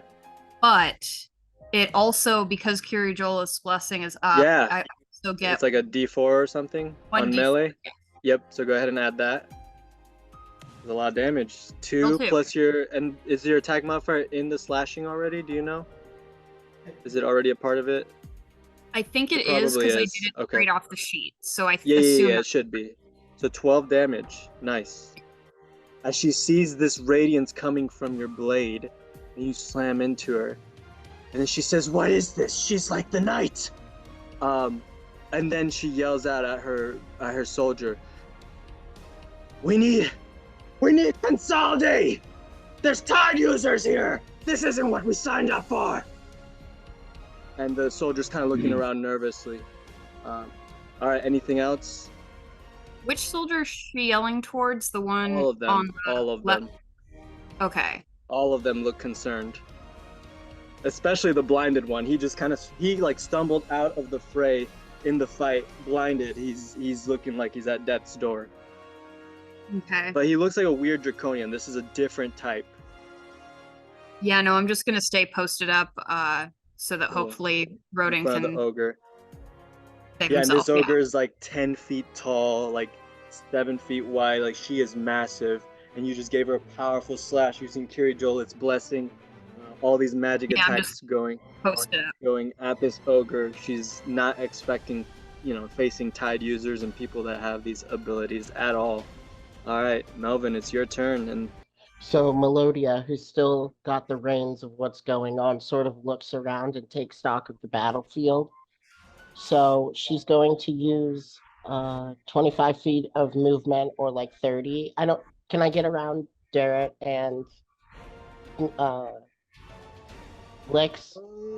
Technically, they are obstacles. I kind of forget the rule, though, for that. So what I'll have you do is do an acrobatics check. We'll see how you move through them. And I definitely should double-check that rule. Because you can... I think they're difficult terrain, actually, so it would cut your movement in half. Where are you trying to end up? Probably in between Derek and Lyx, honestly. Oh, right here? Right here. Oh, yeah, you can get that. You can get that. Just do that. You can get that. With your full movement, you'll have enough, even if it's difficult terrain. Okay, perfect. So I'm going to use a racial ability. So this thing's already blinded, just so you know. Oh. It came into the battlefield blinded. Its eyes are like bloodied. Oh. I guess I'll... Oh, sorry. Dang, that changed exactly. I don't know if I want to use it on. Instead, I'm sorry. Can I use vicious? Yeah. Vicious. Okay. You gotta roll to hit, right? Or is it a saving throw? Oh yeah, saving throw. Okay.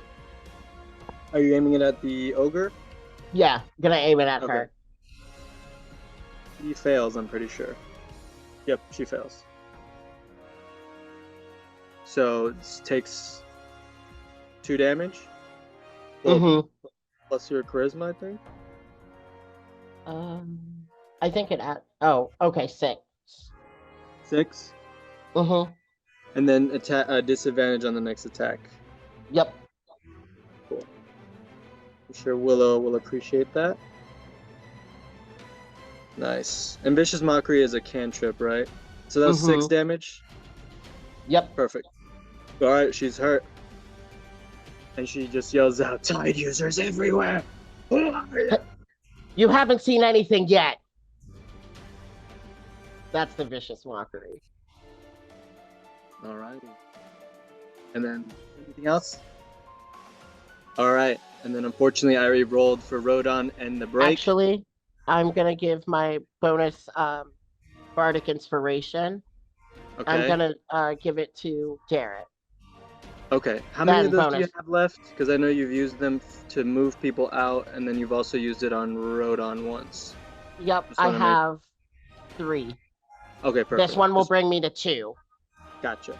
Perfect. 2 So of now, 4. cool. Darrett has bardic Plus inspiration. a DC. Yeah. Yep. Now I can end. Perfect. Perfect. Rodon, unfortunately, I rolled for him during the break, has turned into stone. He is fully petrified stone. So his turn is done as he is just a stone of himself.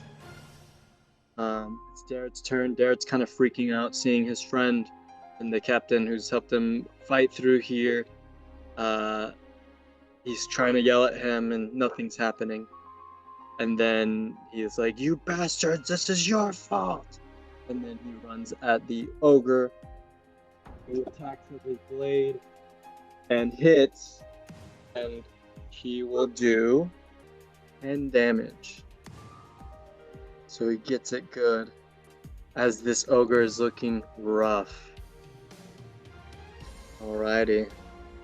The Draconian starts yelling at its allies. It's its turn now for assistance to help out.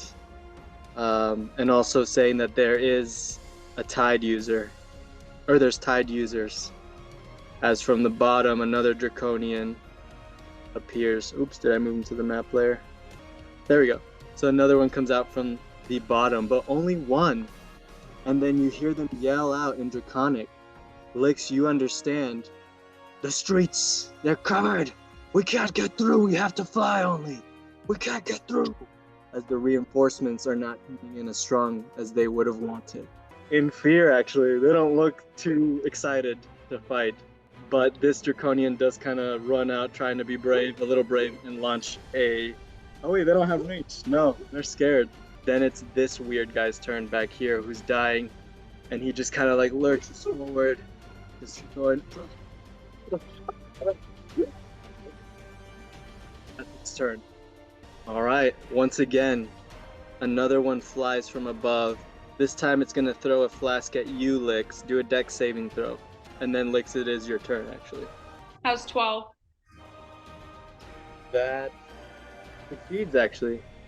How do you dodge this bottle of explosion, this explosive bottle? My supersonic hearing. I'm like, huh? And I look up and then just little dash to the side. Nice. All right, it's your turn. As that thing kind of sees the situation, it sees its, what you guys presume is the leader of this attack, and it like blows its horn, and says, "We need consolidate. There's tide users," and it starts running on the roofs again, gliding away. And at this whole time, you guys notice more and more people escaping on the ships to safety. more people are able to move out, thanks to Rodon's, backing up with his troops and trying to help you all out, and you guys clearing the way, stopping the tank from doing any more attacks after that first attack. The city's on fire, but the wharf is mostly protected right now. So now that creature is next to me, if I move, it's an opportunity attack. It might. But they're blind. It'll be a disadvantage. I'm gonna move. Okay. And it doesn't even know you're there. You're good. Okay. So I'm moving and I'm heading to the tank, and I'm gonna ignite it. Okay. All right, Sneak. So you have Lyx, who's here helping you ignite it. You're able to maybe aim it, Sneak. Okay. It's definitely projected in that area. Okay, cool. Are you yelling this at your allies? Okay. Mount the cannons!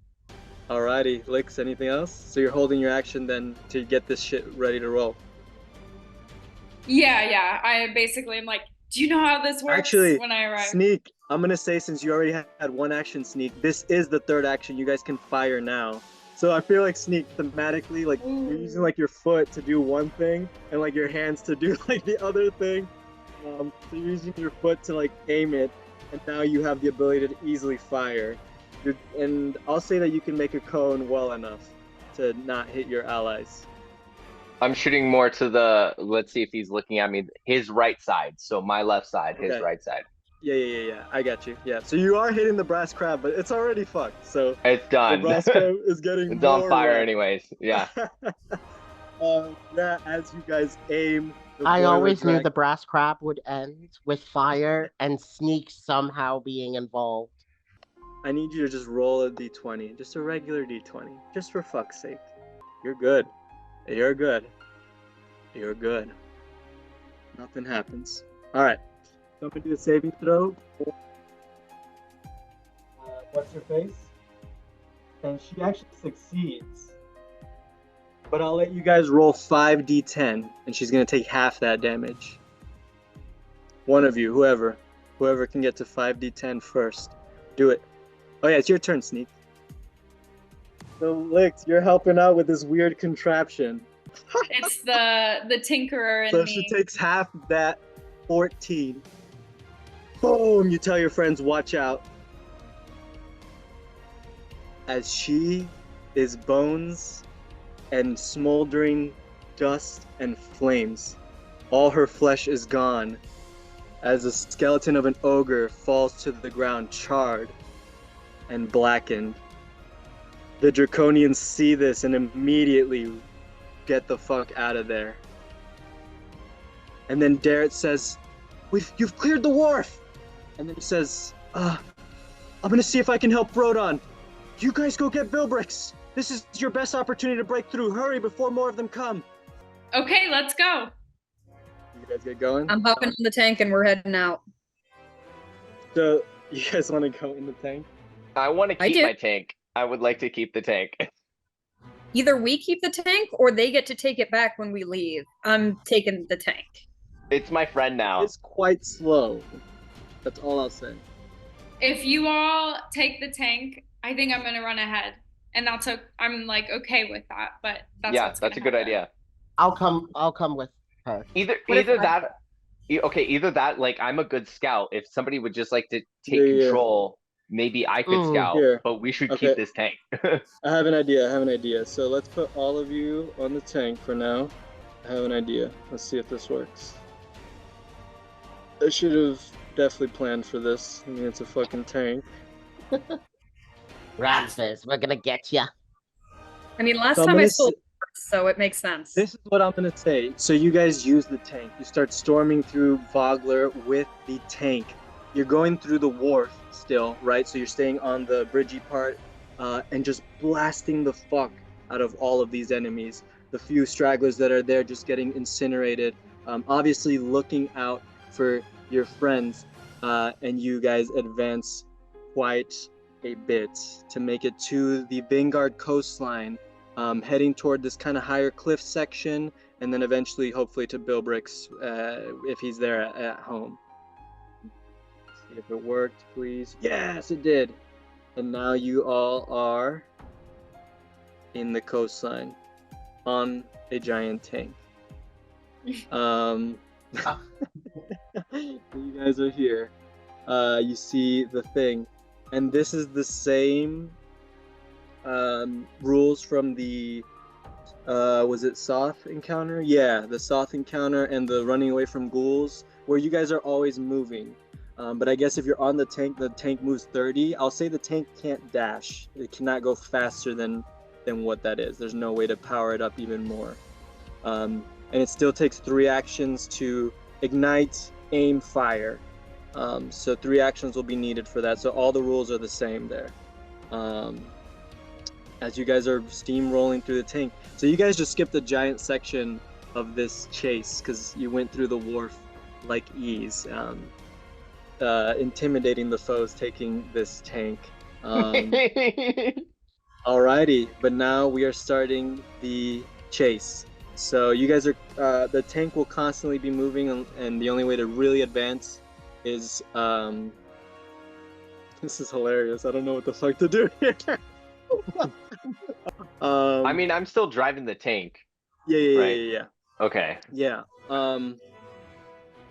Maybe that perhaps could restrict my movement since I am driving the tank. Yeah. No, anyone who's in the tank cannot dash. You're moving with the tank. You're moving 30 feet per turn with the tank. That's it. So from one line, sorry, that's what the blue lines are. From one blue line to the next is the most you can do on your turn if you're on the tank. All right, fuck it. Out of the blue, as you guys are trying to go, boom, a bunch of draconians come from the cliffs and see the boiler drac. They've taken it. Claim it. Alrighty, let me clean up my initiative a bit, just to make sure we have. Is there anything we could have been doing in the meantime on the tank, or have we been fighting off this whole time? I'll say that you guys kind of stormed through parts of the city, right? The wharf on the tank. I'm trying to see if I can get something out of the bag of holding, or if that's going to take an action. Yeah, you guys can have time for that. Okay, I'm grabbing the lantern. Okay, cool. I have so I also have a bunch of other stuff too. So I have like Forever Lit Lantern, 2 other lanterns. So I have it all written down. So if you need reminding to, let me know. Let me roll real quick an initiative. Actually, I am missing one. My enemies have not had good initiative. Alrighty. So we will. Who was last to go? Sneak. Let's just keep it in that initiative order just for flow. So Willow, it's your turn actually. You're on a tank. You can't dash unless you hop off. There's these enemies that have appeared on the cliffs. So this is pretty high up too. This is like about, I guess it's like 40-ish feet. Is Willow on the outside of the tank or is she inside the tank? I think you're all either in or on it. It's mostly a device that you would be on it actually. Inside it is the ignition, and it's really fucking hot and dangerous. So it's actually more of a device. As they were when I started them, they were kind of surrounding the tank. It's kind of like that. This is hilarious. It's just this weird ball. Fuck. You're pretty far away. I have some range now, but not that good.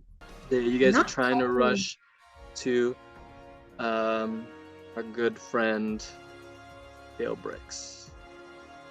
Yeah, I'm just trying to think. I can't really defend until they get close. So could I hold my action to spray a geyser when they come within range?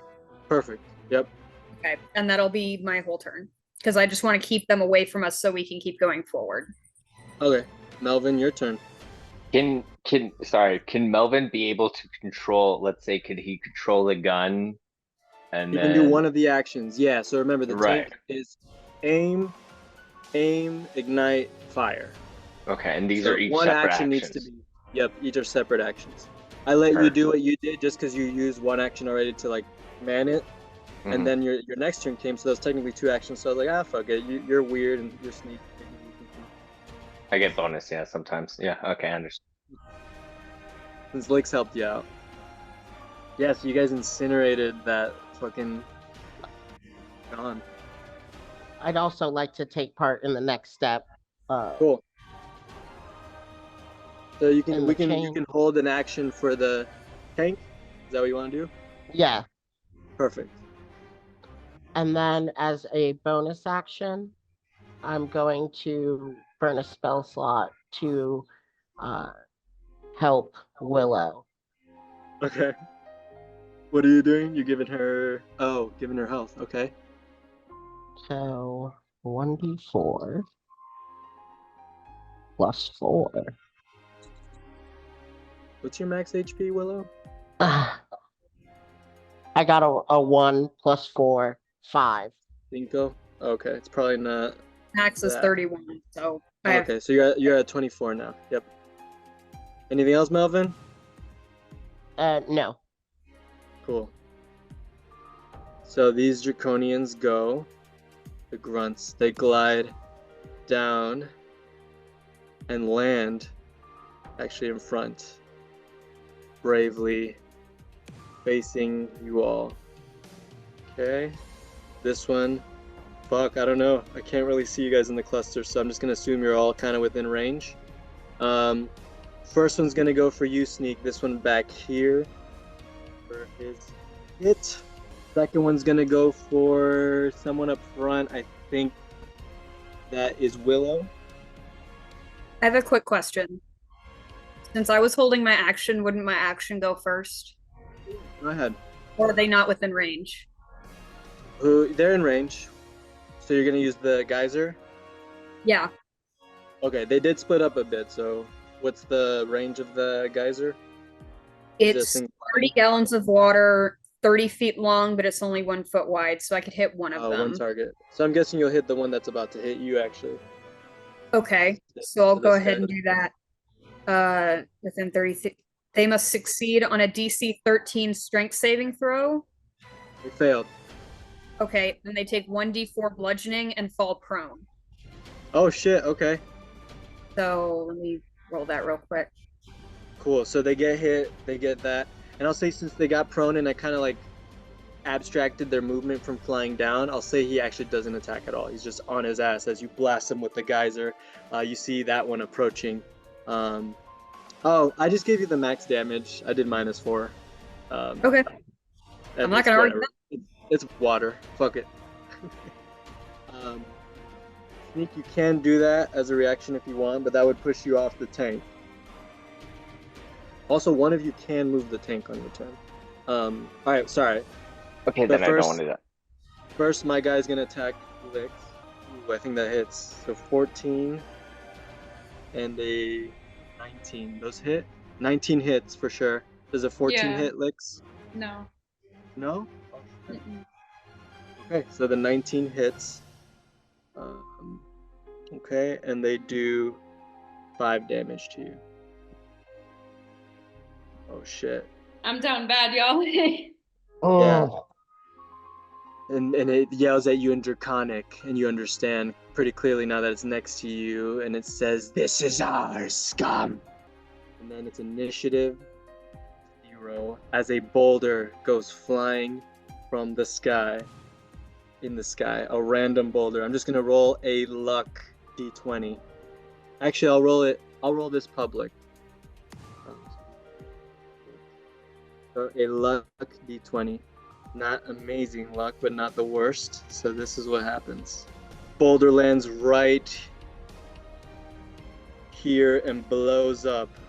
I think I moved the wrong one, but whatever. This one blows up right on your path. So you'll need to move sideways now to avoid that section, or run right into this giant exploding boulder. So basically it's slowing down your speed tremendously. Alrighty. Lyx, it's your turn. Okay, so I took damage, so my concentration's broken, and my spell. Oh shit! Did you do a DC 10? Oh no, I didn't. I didn't. Do a Constitution saving throw. You have a chance to save yourself. You're like resisting. I got the damage. a 10. I got it plus the. Oh, perfect. Yeah, so you get hit, but you still you hold on to your spell, and Willow still has the fire breath. Okay, and to move the tank would be my action, not a movement speed. No, you guys can move it once per round. Okay. Yeah, you guys can move it once per round as a group.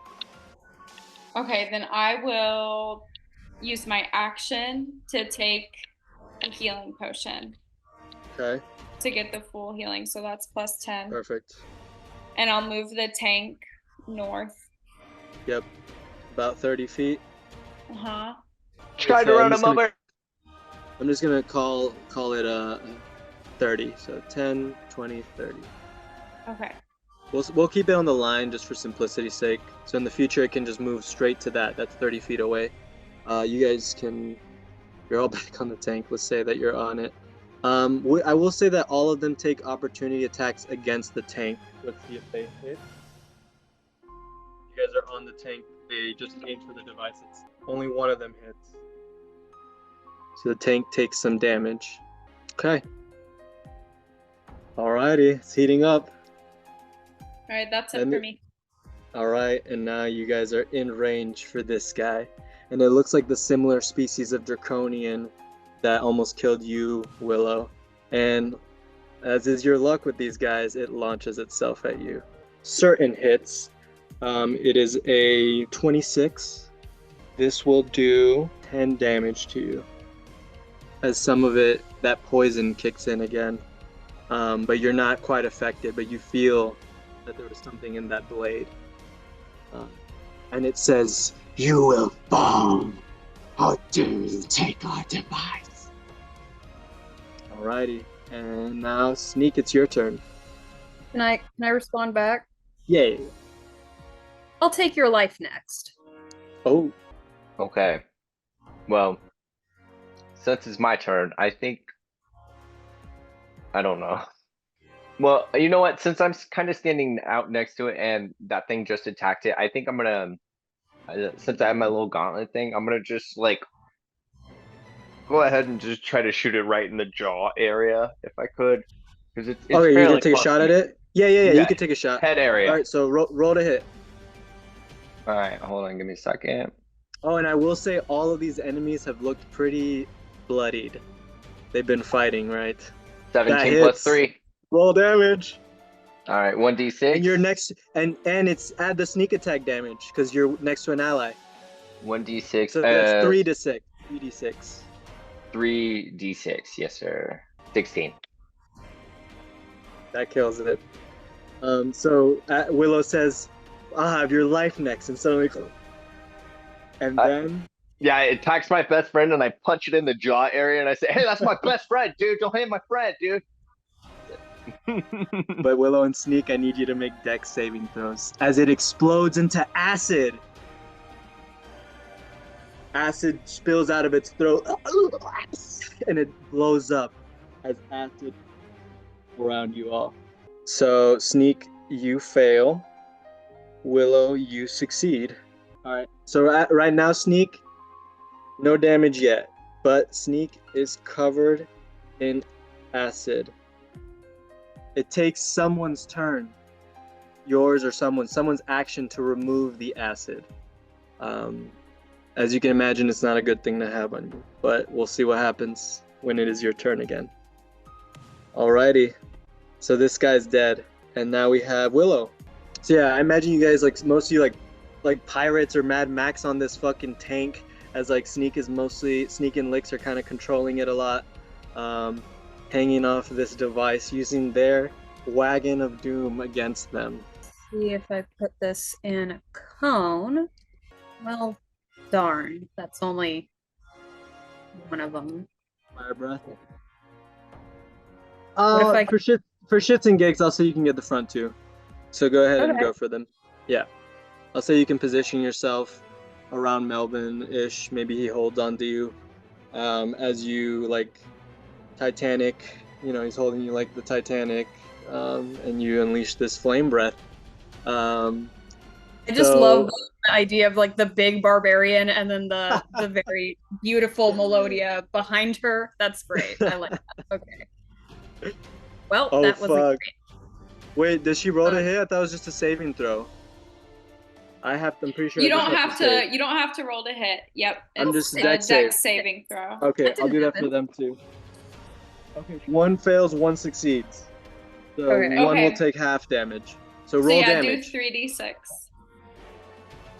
No, I didn't need to roll the hit. I can't add it to damage. So 3d6. I can do that. Cool. Nice. Lyx, what's your spellcasting modifier? I want to just use yours for this. +3, so it'll be 16. 16. So 16 damage to one of them, 8 damage to the other. They both turn to dust as they turn to stone, as their body, they release their gas. No one's there to suffer this time, though. Heck yeah. As you guys are mounting quite the defense with this tank. Alrighty. Anything else, Willow? I think that's all I got. Cool. Alright, I'm just gonna move these bozos. They're dead. Moving them to the ocean. So just this guy right now. Okay, Melvin. Moving the tank, our line is one whole action. Yes. Yeah. Did Lyx you move it already? I think Lyx moved it though, so that's it. Okay, I'm gonna move it next. No, she moved it this round, so once per round. Oh, okay. Yeah. Never mind then. Yeah. Then I'm gonna use Cure Wounds on Lyx. Okay. I took my healing potion, so I don't know if you can tell that I'm looking better after chugging my healing potion.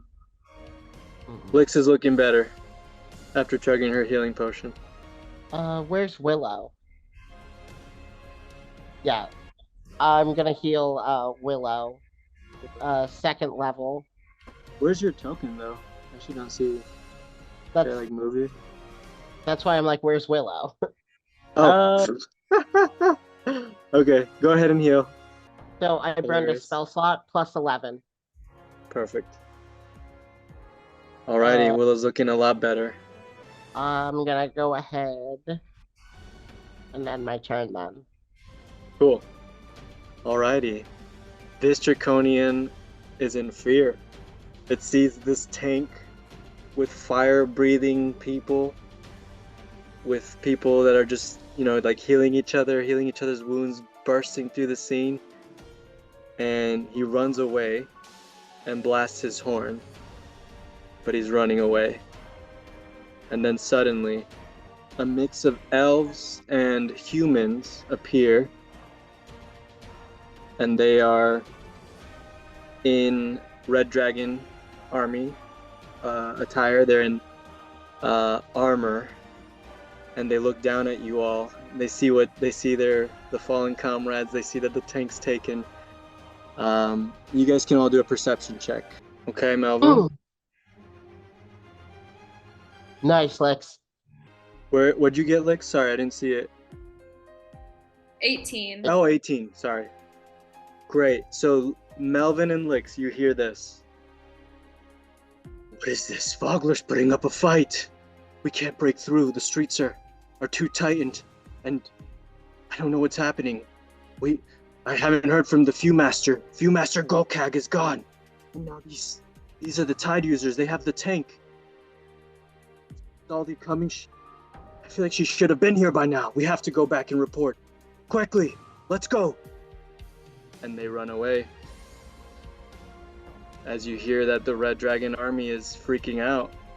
Their attack is not working as well as they wished. And because of this setup that you guys have, I'm just kind of putting 2 and 2 together. I mean, I'll do one more bad luck roll.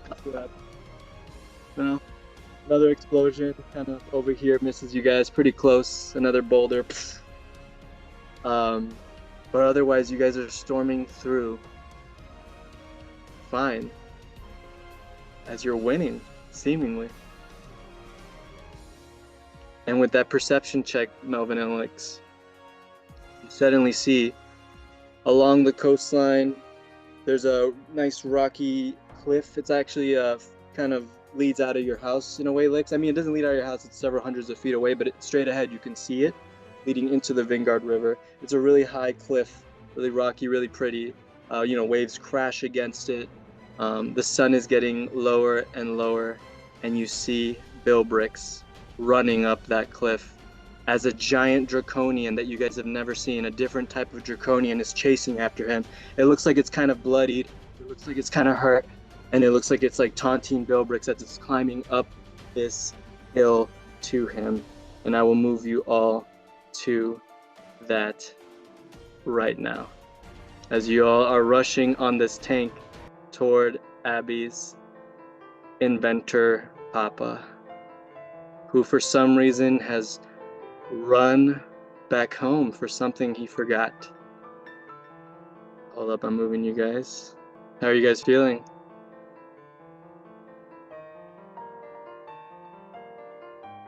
Nervous. All right.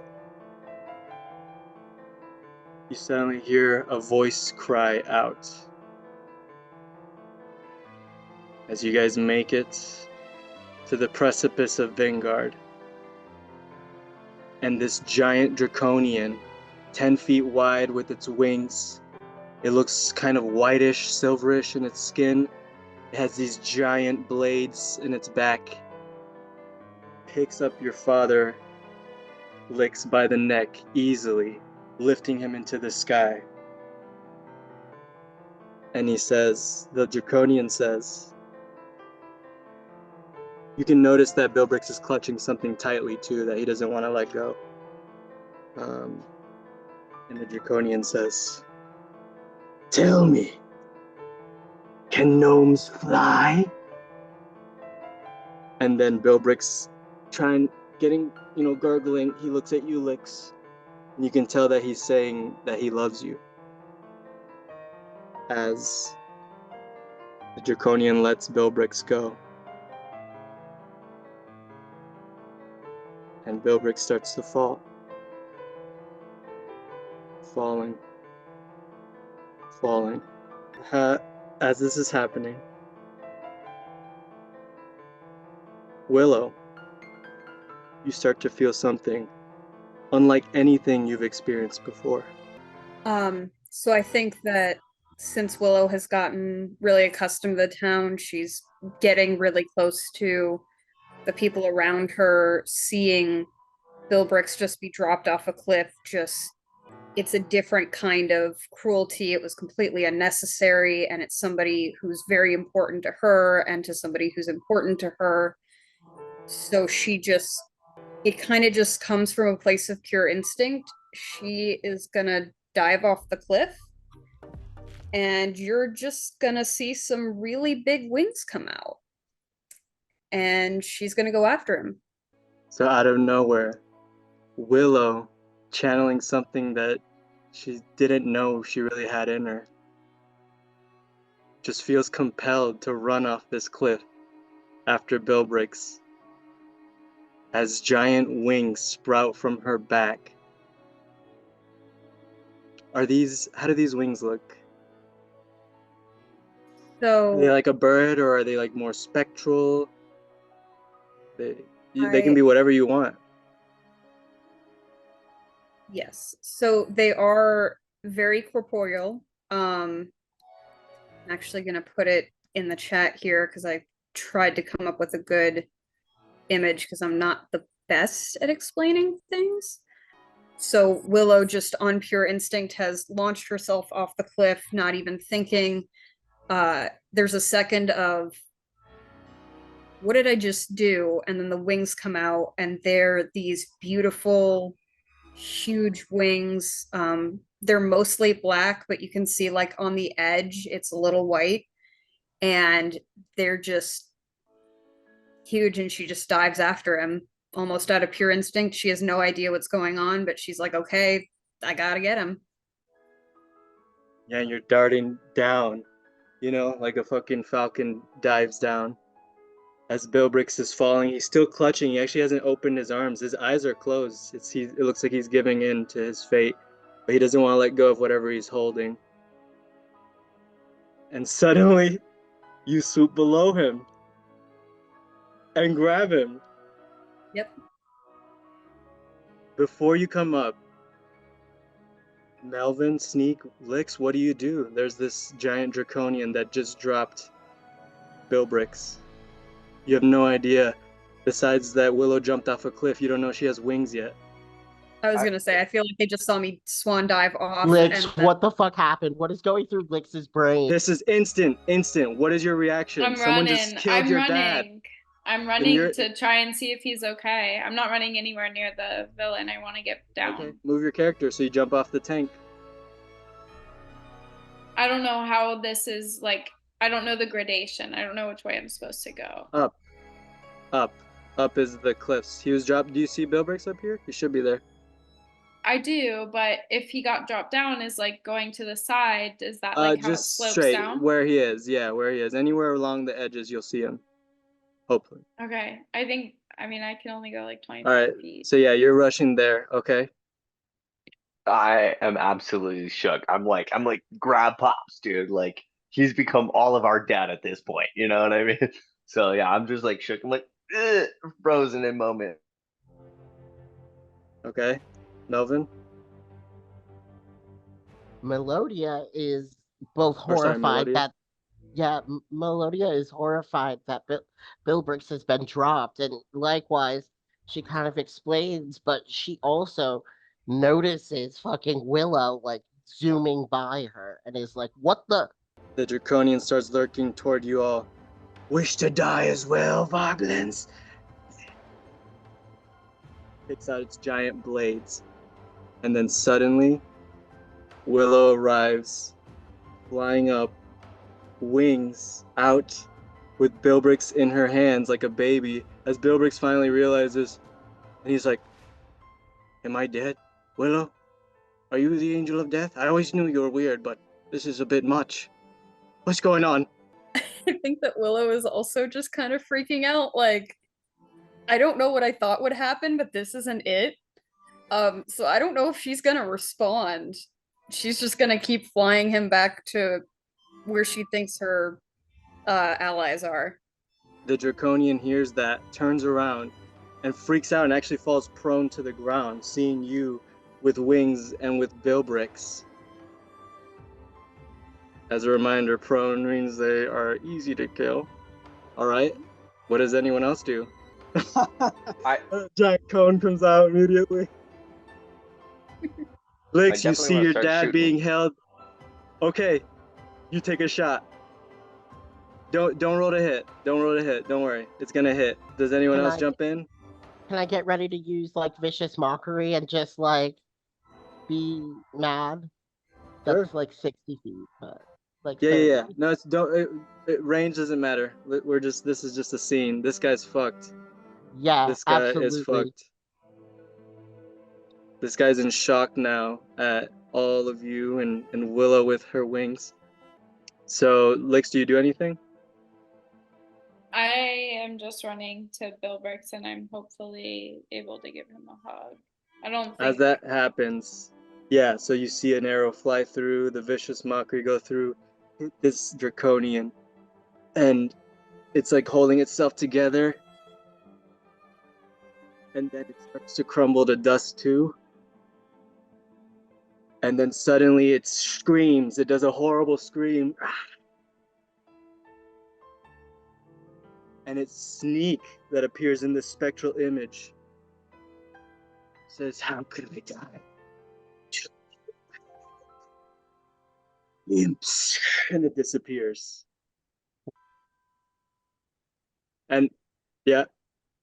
Can you repeat? We lost your mic a little bit. Oh, okay. It just said, how could I die to these pathetic imps? And then it disappears. As perfect time for the music, Willow brings, I'm assuming, Bilbrix to Lyx? Yeah, no, I would be like landing feet from her to give them a second. Yeah, let's say that you guys are all up here actually, away from the tank, right? You all kind of finish off the foe. As Willow puts Bilbrix down, he's in shock, like he can't really move. And he's like, Lyx, what are you doing here? I wouldn't answer, I'm just hugging him. And then he's like, you didn't tell me Willow could fly. I didn't know. And then maybe like I bring Willow into the hug. Yeah, sure. She was just kind of like, I don't know what this is either, and trying to like inspect it, but it's on her back, so she's like, and he starts to cry and just apologizes to all of you. He's just babbling, he's so sorry that he's put you all, that he's risked your lives like this. And he's asking is Waywin okay, and can you all still escape, basically? As he's still clutching tightly whatever he's holding. It's kind of hard to tell what it is. Dude, our friend is a fucking angel. That's pretty cool. I think Willow's like literally pinching herself, thinking she's dead. It's pretty rad. Not today, Takesis. Not today, Melodia keeps kind of chiming. Like, because clearly Willow's got like these wings and they are fabulous, honey. Is them ostrich? And Bill Bricks like starts laughing at that, actually, Melodia. And he's laughing, and he looks at you, Lyx, and says, I can't believe I put you all through this. I don't know what took over me for this, but when I realized I forgot it, I couldn't leave it. And then he opens his palms, and it's the drawing you made as a little kid, Lyx. It's the stick figure drawings of you all on the Vanguard beach with your little house in the background. And he looks at you, Lyx, and says, it's taken me a while, little Pebble, but I've realized that you're my quest. You and Waywin have always been my quest. I'm sorry it took me so long to realize it. That's why Vogler is so important. This is our home. Teary-eyed, that's so stupid that you went back for a drawing. It is pretty dumb. I don't know what overtook me. Maybe I was inspired by you and your friends just rushing into danger and trying to save the day, and I thought this old man could do it too, and I almost did, I guess. I'm sorry, they're barking. No, you're good. He sorry, basically just can you said, repeat that? yeah, he just said that, he's seen you rushing into danger recently and was just inspired by all of you, that he just thought that this old man could do it, and he almost did, but came a little short. Well, thank you, Dad, for not dying, and thank you, Willow, for saving him. But honestly, I think we need to get the hell out of here because they've been shouting, and I don't know. Like, let's get the tank and try and get to the. Well, actually, we have the boat. Can we just leave from here? Well, you were gonna take Darrett, your Darrett's ride, and maybe Rodon's ride. So Darrett said he would hold off and wait for you all. So he's waiting for you. Are we? I mean, you guys. But does the river flow to the wharf? This is way too high from here. You would have to climb down. Can we stash the tank in It's a possible. shed? No, you can't. You want to stash the tank in the sea? Put it in the bag! No, it does not fit in the bag. Can it go in the bag of holding gun? So yeah, after this emotional moment, Bill Bricks kind of whispers to you, Lyx, and says, I think my body's in shock. Do you think your angel friend could carry me? And he doesn't ask Willow, he's too embarrassed. Does Willow overhear? Perception check, Willow. Maybe I can insinuate that she's great at fucking giving piggybacks. You don't. Willow does not hear. Aloof. Caught in the emotion of having wings now and saving someone's life. Yeah. Willow, would you be so kind as to give my dad a lift? Sure. I don't know how this works, but it worked before. Okay, and I guess I pick 'em just kind up? of nudge my daddy-o that way. Perfect. As Pick him as like a Sneak baby has again. ridden on her back tons of times, I'm gonna maybe suggest that her neck and her shoulder area is the best way to ride. Cool. So we're I almost think there, I actually. ride in my sorry. arms as I have done. So do you guys want to take another 10-minute break before we continue? We're almost at the end. Cool. Good stuff.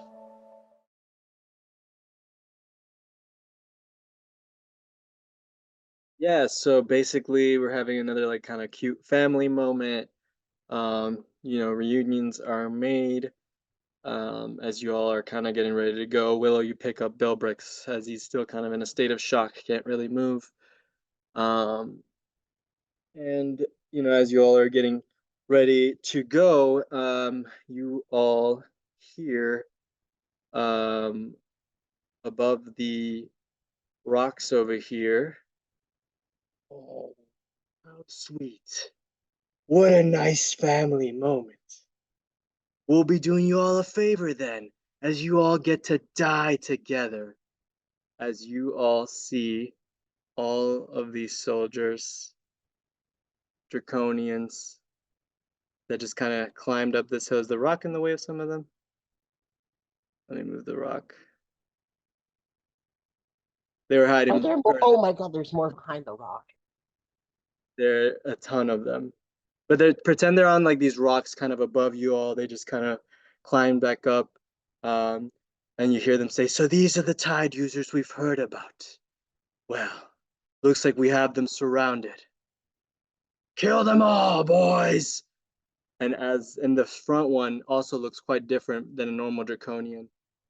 It's kind of has this longer horns out of it. It has some energy that's coming out of its body. A little bit of like electricity is kind of sizzling around it as it commands that. And as it points its finger and says, "Kill them all. Kill you all." Do you guys hear this?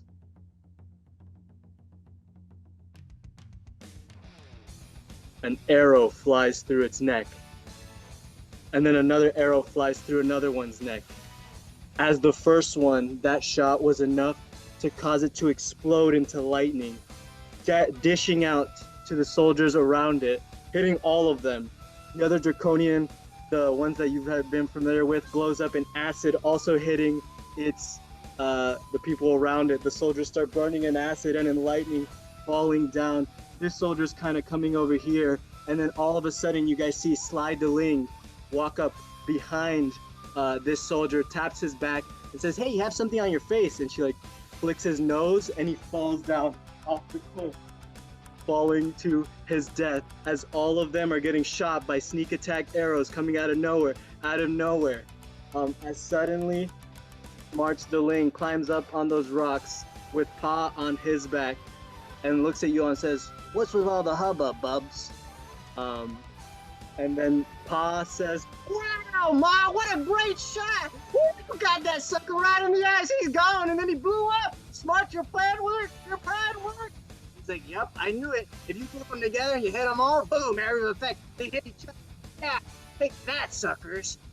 You hurt yourselves now when you die." And he starts like kicking around like the dust and stuff on the ground. And there's like a soldier that's like screaming in acid, and like Ma aims another shot at him just to finish him off. And they're all here. Your family of DeLings have made it, and they look at you, Sneak, and everyone. They're like, "Sorry, we're late. We just, had some shit to do." But then the forest started turning on fire, and there was hundreds of troops everywhere. And we're like, "Well, we probably should get out of here now. This is probably the time to go." They look pretty beaten up, actually. They look like they've gone through some shit to get here. They're like, "You guys happen to have a boat that can fit us? We can probably like stack together. I mean, we're basically two people in one." And then Sly like looks at you all and says, "Did you guys see how I flicked that guy's nose and he fell off the cliff?" Super cool. Super cool. So glad you're here. Welcome to the party. You're a little tardy to the party, but hey, I don't want to call you any bad names. And then Smarts is like, "Yeah, I think I miscalculated the timing a bit, but whatever. I was strategizing about, they die, they blow up, they turn to gas or whatever. I was like, well, why don't we make sure we keep them grouped up then, make them die next to each other and see how that works. And then like he's looking at all the dead bodies, the petrified stone bodies of the draconians. He's like, I think it worked pretty well. Worked great. Better late than never. Well, and then Smarts kind of looks at you all and says, all right, well, I think you all need to follow us in our family, because going back through the wharf is not going to be a good idea. We kind of we didn't ran into this, but we heard something horrifying, and we assume it's a dragon. So we're gonna have to stealth through the city, everyone, to make it back to the wharf. If we're on the coastline here, or if we get directly on the wharf, we're gonna be sitting ducks for this dragon. We have to hide through the barricades and work our way through. So all of you can roll stealth at advantage, as the DeLing family will help you all coordinate this sneaking around Bogler one last time. All right, Do I Sneak, still get advantage with my huge wings out? You will. Yep, they'll help you out. Oh yeah, and then Sly looks at you, Willow, and says, huh, something seemed different about you. It's on the tip of my tongue, and she's like picking her nose as she says that. We all rolled so good. Holy moly. All right, this average is amazing. So the way this will work is, as long as you guys don't engage in combat, engage enemies or do anything, super stupid, you can make it through. Obviously, this is not accounting for the tank. The tank will be abandoned at this point. So you can say your farewell to the tank, Sneak, if you need to. Yeah. Oh, dear tank. Such a pretty little thing I did meet once. I hope to meet you again, in a past life perhaps. I love you, oh the tank. And the tank kind of steams and grumbles back at you.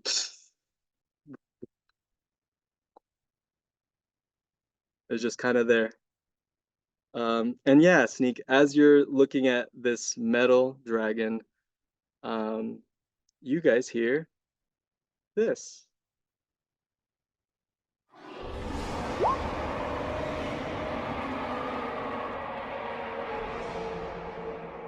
As a massive, blood-curdling roar comes from high above. The sun, for a moment, is blackened as you all look up and see a massive silhouette of a giant red dragon blocking the sun itself, flying toward Bogler. It glides lower and lower as it unleashes a violent torrent of flame, blasting Bogler to rubble, slicing through it like a sword slice diagonally, just cutting through, boom, boom, boom, boom. The ancient tree, you guys can see, immediately turns to flames. The brass crab destroyed even further. The Fern Gully Inn, you imagine, was the final target as it's swooping diagonally across. And Smarts looks at all of you and says, remember what I said. Stick with us. Follow with us, guys. We have to get out of this. We have to make it to the wharf. We can't fight anymore. And as he says that, you guys hear the stomping of hundreds of troops. As you can actually see them coming from high up in the Rivergate section, marching down, more of the troops, more of the waves of troops. He says, you guys are gonna see bad things, okay? But we need to hang in there. There's nothing more you guys can do. Can you guys all nod your head and agree, please? If you guys don't listen to us in the family sneaking through, we might die. We might all die. Nods. Vomits. Yeah, Billbricks kind of like faints in your arms, Willow. So you just have Billbricks totally fainted. And as this happens, Ma actually speaks up. And you hear her voice come out. And she says, an ad. She looks at you all and says, it looks like she's like really concentrating. She's like, "Ugh." And then she like smiles, a big smile. And she says, It's perfect for those pesky notes. sorry, stupid ad. She says, Lyx, Melodia. That's you, right? Melodia, I think. And then she says, Willow, and all my kids. Don't you worry now. Ma will protect you. They don't call me Stabs the Ling for nothing. As Smarts and Sly and Pa are shocked, she hasn't said a comprehensible sentence like that, something so, addressing new people in forever, and she's genuinely smiling at all of you. And then, yeah, Smarts, you can actually see a little tear go down his eye as he like kind of like pats Ma and is like, thanks, Ma. We always know you'll protect us. And then Pa is also kind of like, he hides his face. You can tell that he's probably crying. And Sly, she's like trying her hardest. She's like, all right, let's go. There's a fucking dragon. We don't have time for this. Come on. Do any of you say anything or do anything before we head out, stealthing into Vogler? Nick's just gonna beam a smile of just like, if he dies, he's cool. Like, he don't care. Like, yeah, and your mom just gives you a big old smile, just reassuring you that it'll be okay, like she kind of always has. I'll wink at her back. And then Smarts is like, all right, guys, let's do this. So you guys head toward the town, actually, toward the troops in a way, and kind of toward the dragon, but you don't want to be sitting ducks on the coast. So the way this part will work is that you guys can, I'm going to describe some random stuff. This is just kind of a scene. As long as you guys don't engage in combat, like Smart said, as long as you don't step out of the stealth, you guys will be okay. You guys can add to how your character specifically is hiding in specific moments and stuff like that. So just feel free to just jump in. This is kind of like a weird improv. So you guys head toward the town that's now on flames. You burst through an alleyway. You hear the troops. Smarts kind of backs you all up as like a few troops are coming through a certain alleyway, and then you guys sneak past, going behind some barrels and wagons that were set up from the town as the town keeps burning. Thankfully, there aren't too many screams left, but you guys can hear maybe some screams from the wharf as more troops are coming in and in. You guys are all moving through as Ignia swoops down, another torrent across, creating a next now, blowing through the town. The ancient tree now turns into splinters as it blasts off. You guys get moving. Smart is telling you, move through the alleys, You guys are dodging and swerving.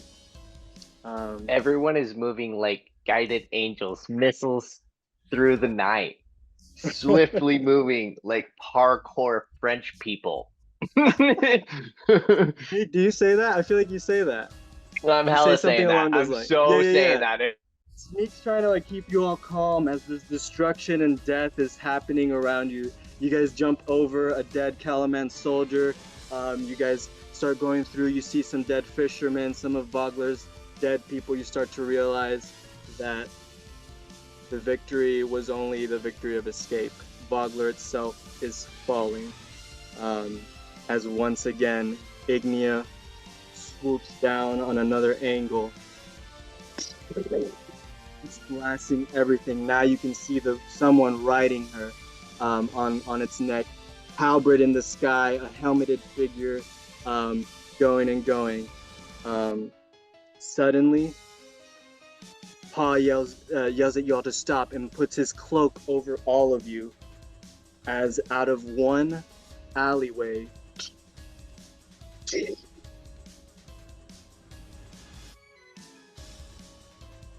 the billowing smoke coming out, and ahead, right next to all of you, a giant head of a red dragon with golden ornamentation and armor on it, and you can see its rider looking around. One of her eyes is bright red, the left eye bright red, as she has this strange, almost skull-like helmet on and white hair, and she has her halberd, and she says, "Ah, I see some running toward the wharf. Let's go, Ignia." And then they lift off. As you guys all start looping through the town, dodging the troops, you hear footsteps on the rooftops, and then you hear, "Ooh, look at this, I found some gold. Oh, look at you. Aren't you great?" and you can hear the pillaging starting, the looting happening all around you. As you finally see the wharf, you see an opening, but hundreds of feet. It's still hundreds of feet away. Sneak and Willow, you see Riss, the farm boy from the first pre-session that you saved, his brother next to him, the one you arm wrestled actually, Willow, and then some other woman with them running toward the wharf, desperately trying to run. Maybe they were late because of being outside of Vogler or whatever, but they're running as the dragon comes above them, and you hear the rider yell out, "Leave the boy to me, Ignia. You take the other two," as she dives off, halberd down below her, as if she's crashing down. You guys hear the sound of what sounds like a missile falling, as this rider sounds like a missile falling through the sky. They're running, they see it, but it's too late. Riss gets impaled by the halberd, slammed onto the ground, splat, as the rider, who you assume is Consaldi, lands on him with her halberd. She then lifts her halberd up, Riss still on it, his back to the halberd. She lifts higher, and he splits in half as a rain of blood falls all over Consaldi, and she's just laughing maniacally. Laughing. Blood falling all over her helmet as Ignia swoops down and grabs the other two, flies up high, and drops them like nothing. Consaldi laughing, and a maniacal, psychotic laugh, and says, "Did you see that, Ignia?" Blasts herself up like a jet stream with fire. Using fire, she blasts herself up, launching herself high in the sky, landing on Ignia again as they start flying around, looping around in the city. As Riss and you assume his family lie dead, torn to pieces, splattered in front of you all. And Smart says, "I'm sorry, everyone. Just keep going. Just keep going. We have to escape. Let's go. Get your boat ready." And now there's an opening to the end of the wharf, as you guys can see Darrett Highwater hiding behind the statue of Rodon, waiting for you all still. What do you guys do? Ignia still flying high. It seems like there's an opening now to the wharf as there's more Voglins flying away or sailing away on their ships. I'm mad, dude. I don't know. Somebody better choose something other than me. Sneak, as the hatred kind of going. as the hatred consumes you, Sneak, you realize you just look at your family and they look beat up, and your friends. Like one more battle could do you all in. Your family looks very weak right now. Yeah, I feel like Willow sees him like take a half step or something and just like picks him up to stop him and like bring him back to reality. Like, I'm pissed too, but there's nothing we can do for them. We've got to get out of here. We've got to get your family out of here. Yeah, you're right. 100% right. I don't want to, but you're right. Oh no, I'm pissed too. We're gonna deal with them later, but we can't do this right now. I think we've got to get here. Alrighty. So I'm guessing you all make it to the wharf, and you guys can make up the command to summon the big boat. So what's that command?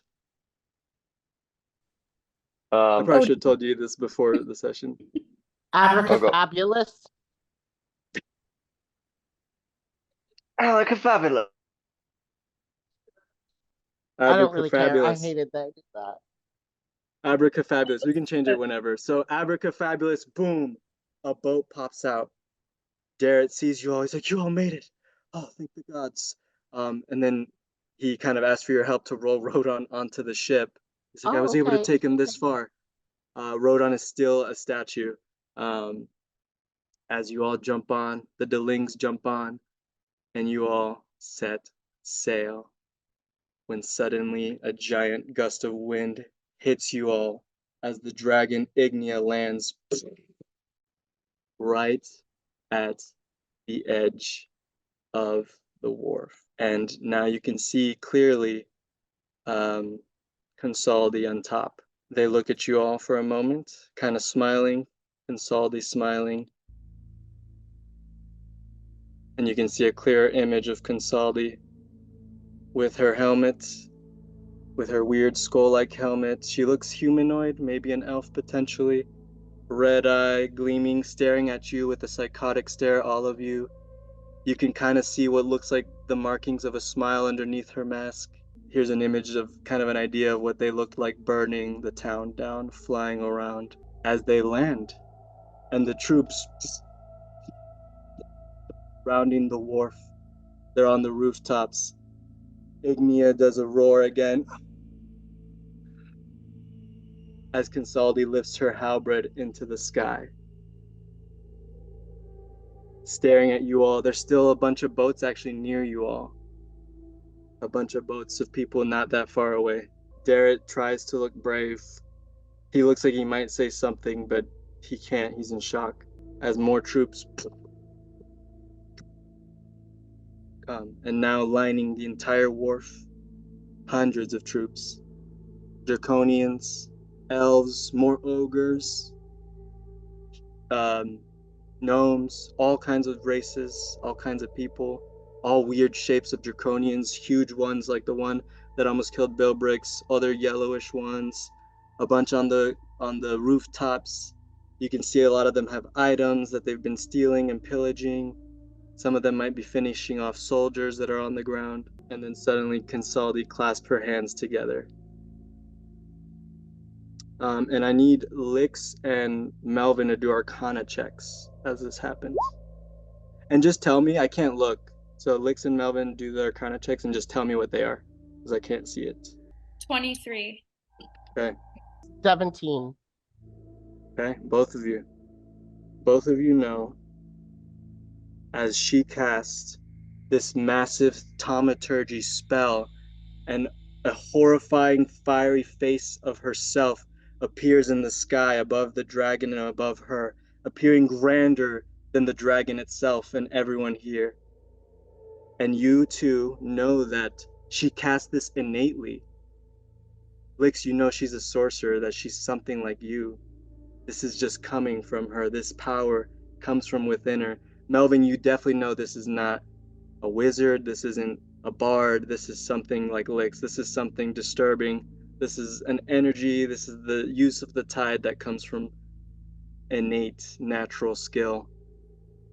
As this horrifying, fiery face, about 40 feet wide and tall, fills the air. It follows every word that Consaldi says below her mask. And it says, in a horrifying, sizzling, loud, booming voice, "Red Dragon Army!" It's moving this whole time. Making, the day is ours once again! And then you hear loud cheers. Yeah. Let's show the people of Vogler our full might. Rise, my dragons. Rise, my dragonelles and my riders. Rise! And suddenly from the swooping down. Can you guys hear me? Hello, hello, hello, hello? Rewind 10 seconds. So they said, "Rise, dragons, rise, dragonelles, rise, dragon riders." And then from the smoke, behind the smoke, because now Vogler's on flames completely. There's billowing smoke everywhere. And from high above the sky, as it's getting darker, hundreds of red dragons start to fly above you all. People riding them, some of them, others not. Some of them are just on their own. As you hear them cheering and chanting, cheering, cheering. Some of them edging on Consaldi to give the order to burn you all, to kill you all. And then Consaldi kind of like, you know, puts her hands up, like very cockily, puts her hands up, telling everyone to calm down, and looks, and she like with glee says, normally, this is when I command the Red Flight to burn you all into the river. But the Dragon Queen shows mercy. These dragons are flying around. Some of them seem a little angry at this. To those who are strong, the Dragon Queen shows mercy. And Vogler, you have shown strength today. We expected this to be the easiest takeover we've ever done. But they needed me. They needed me and Ignia, and that enough. Shows that you had some fight, Vogler. And then you hear the crowd yelling, Consolide! Consolide! Consolide! A couple of your warriors even managed to injure me. Who would have thought? Besides, I need you all to tell Calaman what is coming for them. I need you all to tell the city Calaman, the city that has never fallen, that they will fall for the Dragon Queen! And then you hear, Takesas! Takesas! Takesas! And booming crowd. And then back to the Consaldi cheers. Glory to the Red Dragon Army! Glory to the Dragon Queen! Takesas! Takesas! As you all are sailing away, and Vogler lays in ruins, in flames, the final of you trying to get out, being spared mockingly by the invincible Red Dragon Army. Now you guys are all on your boat. You can see the Voglins escaping around you in boats. Yeah, you look around for Becklin. You don't see Becklin on any of the boats. You don't see Becklin anywhere. You do notice Jayev, actually, though. Jayev, the bald scout lieutenant. He's kind of crouched on one of the boats near you all. But yeah, you guys are with her? No. Okay. No. He sees you all. And he kind of like tries to point the boat to like get closer to you all. So it takes some time. They kind of like roll the boat. I can fly and tow him over. Okay, sure. So you fly over? Do you fly over yourself? Yeah, I can fly over and they can either tell me something or I can help pull the boat over since I have direction. Yeah, okay. So he's like, oi, yeah, we lost. And he has like his pipe, he kind of like takes it out of his mouth. And he's like, Becklin and Kudro told us all to retreat. As the dragon arrived, they drew its attention and I believe they battled, but I was gone before it happened. And then he kind of like gives you Becklin's helmet, and says, she told me to give this to the boy, but maybe you can give it to him. I don't know what happened, but she wanted, you know, to make sure you knew that I wasn't lying. This is her helmet. Sorry about the place. Yeah, so I think I'll like help them bring the boat over, but I'll go over to Darrett specifically and let him know that Becklin fought hard. She made sure that everyone else that could, she and Kudgel made sure that everyone else that could made it out. And I don't think she did, but she wanted you to have this. And I, as nicely as I can, present the helmet over to him. Yeah, so you fly back. You know, people kind of amazed still at your wings, but obviously in the heat of this moment, um, not as taken by that at the moment. Yeah, so you hand the helmet over to Darrett, and he looks at you and says, "Thank you. It's good to know. But this is just a souvenir. I'm not giving up on my mom. I'm not giving up until I know, and until that bitch Consaldi tells me herself. We'll be back. I'm not giving up on Vogler. And look at all the people we saved."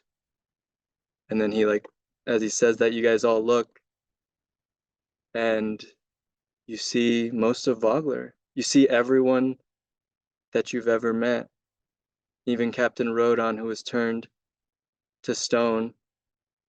You know, he's still with you all, and then suddenly he coughs and he comes to. The stone spell disappears as he's kind of laying on his back, and you guys can see Waywin and Raven in a boat sailing away.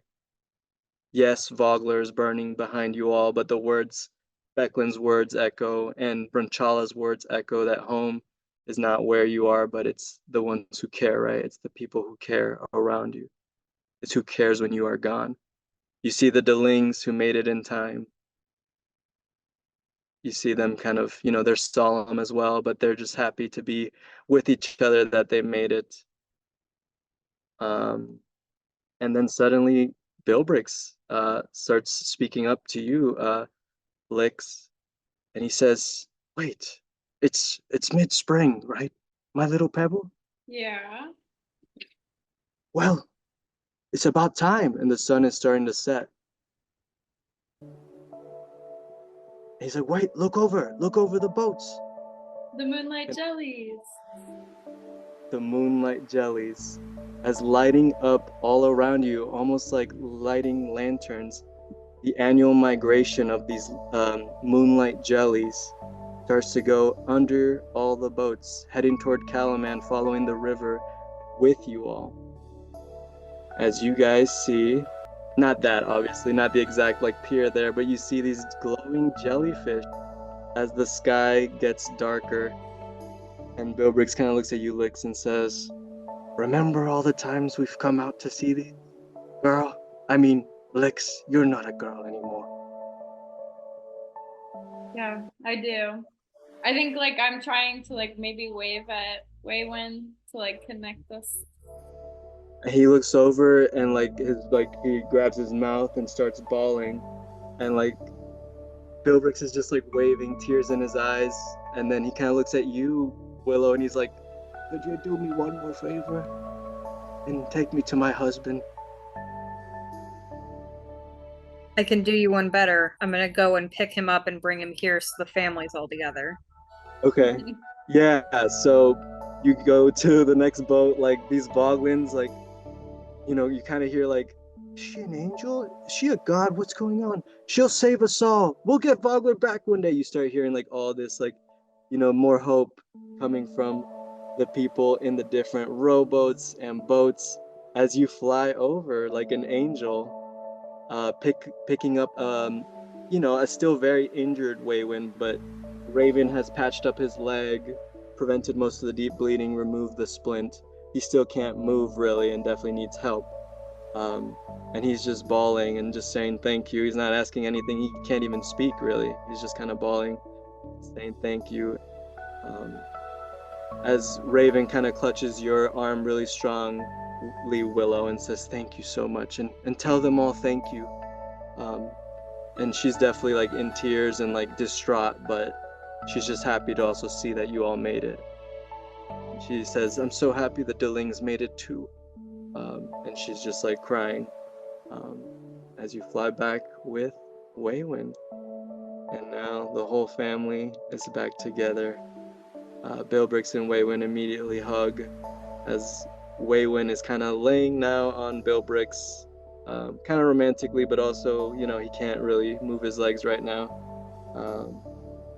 Just hugging. Lyx, I imagine you're a part of this hug and tear fest. Yeah, I think we're all just snuggled up, watching the jellies. Kind of just happy to be together. Yeah, Billbrix kind of through tears says, "We have to be strong, little Pebble.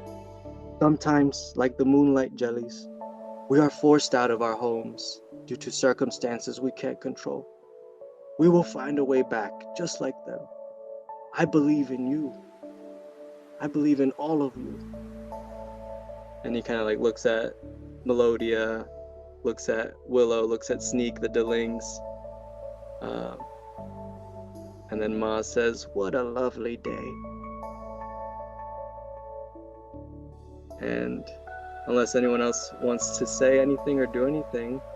I might say something.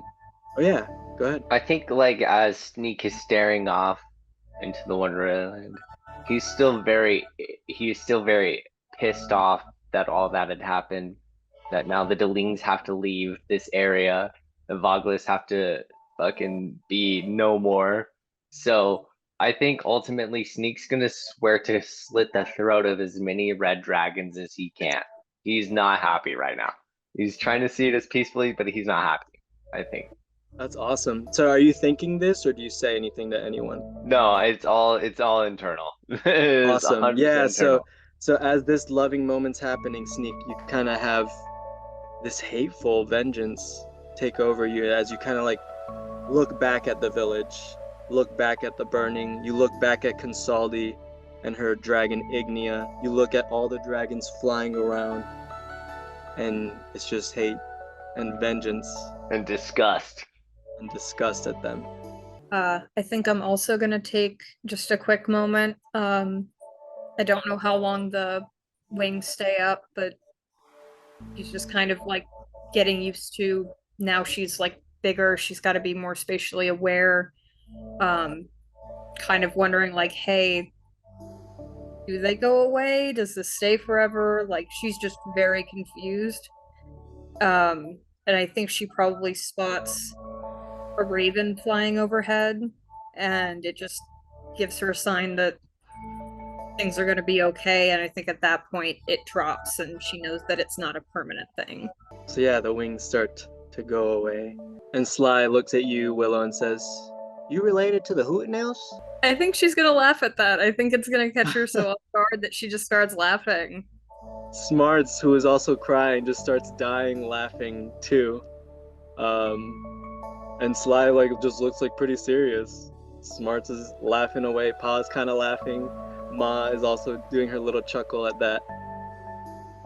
Yeah, because she doesn't really have an answer. She doesn't think that's it, but she doesn't know. And Sly just kind of like, huh? Just kind of starts picking her nose. And then, yeah, it looks like Melvin became Melodia once more. Melodia became Melvin once more. Melvin, probably, you looking shocked. How's Melvin feeling? How are you all feeling? So we kind of got Sneak's feelings. Lyx, you're kind of lost in emotions, just happy, maybe just to be back with your family. Enjoying a family moment that you normally enjoy every year, just in a different way and in a different setting. How's Melvin doing? Shaken. I think the memory of like columns of flames, feeling that searing heat, just like feet away from their bodies, the way like heat kind of bore down, even though he was inside of Melodia or Melodia was inside whale. Even though they kind of share one consciousness through this amulet. Melvin saw everything, felt everything. So he's a little shaken, but he's going to be lightly humming to himself. I think sewing, thinking about the fabric of life and the fates are sewn together, just like he cautioned Melodia. Your humming helps Rodon kind of like fall back to sleep. Rodon, who also looks like he's at death's door. And just so you all know, I was very much intent on killing Rodon, and you all saved him. So good job. Sneak actually, Darrett. He doesn't know how, but he like puts his hand on your shoulder as he's holding Becklin's helmet and says, "We'll get our vengeance one day, buddy. We'll get our vengeance." And you see this hate in Darrett's eyes as well. You feel the tension as he's staring straight at the army, at the Red Dragon army. All right, friends. That is mostly all I have. But I just wanted to say real quick, I'm still sharing, I think. The music stopped. This was the first major arc of the campaign that I had planned. And now you all know pretty much the major plot, right? The major plot, the major conflicts. You know, all along it was the Red Dragon army on this cover with Lord Soth, of course, and whatever he's up to in the background. Now you can see Consaldi writing Ignia, the Draconians, and the conflict. The main villains, for the most part, are all revealed to you all. You all are now level 4.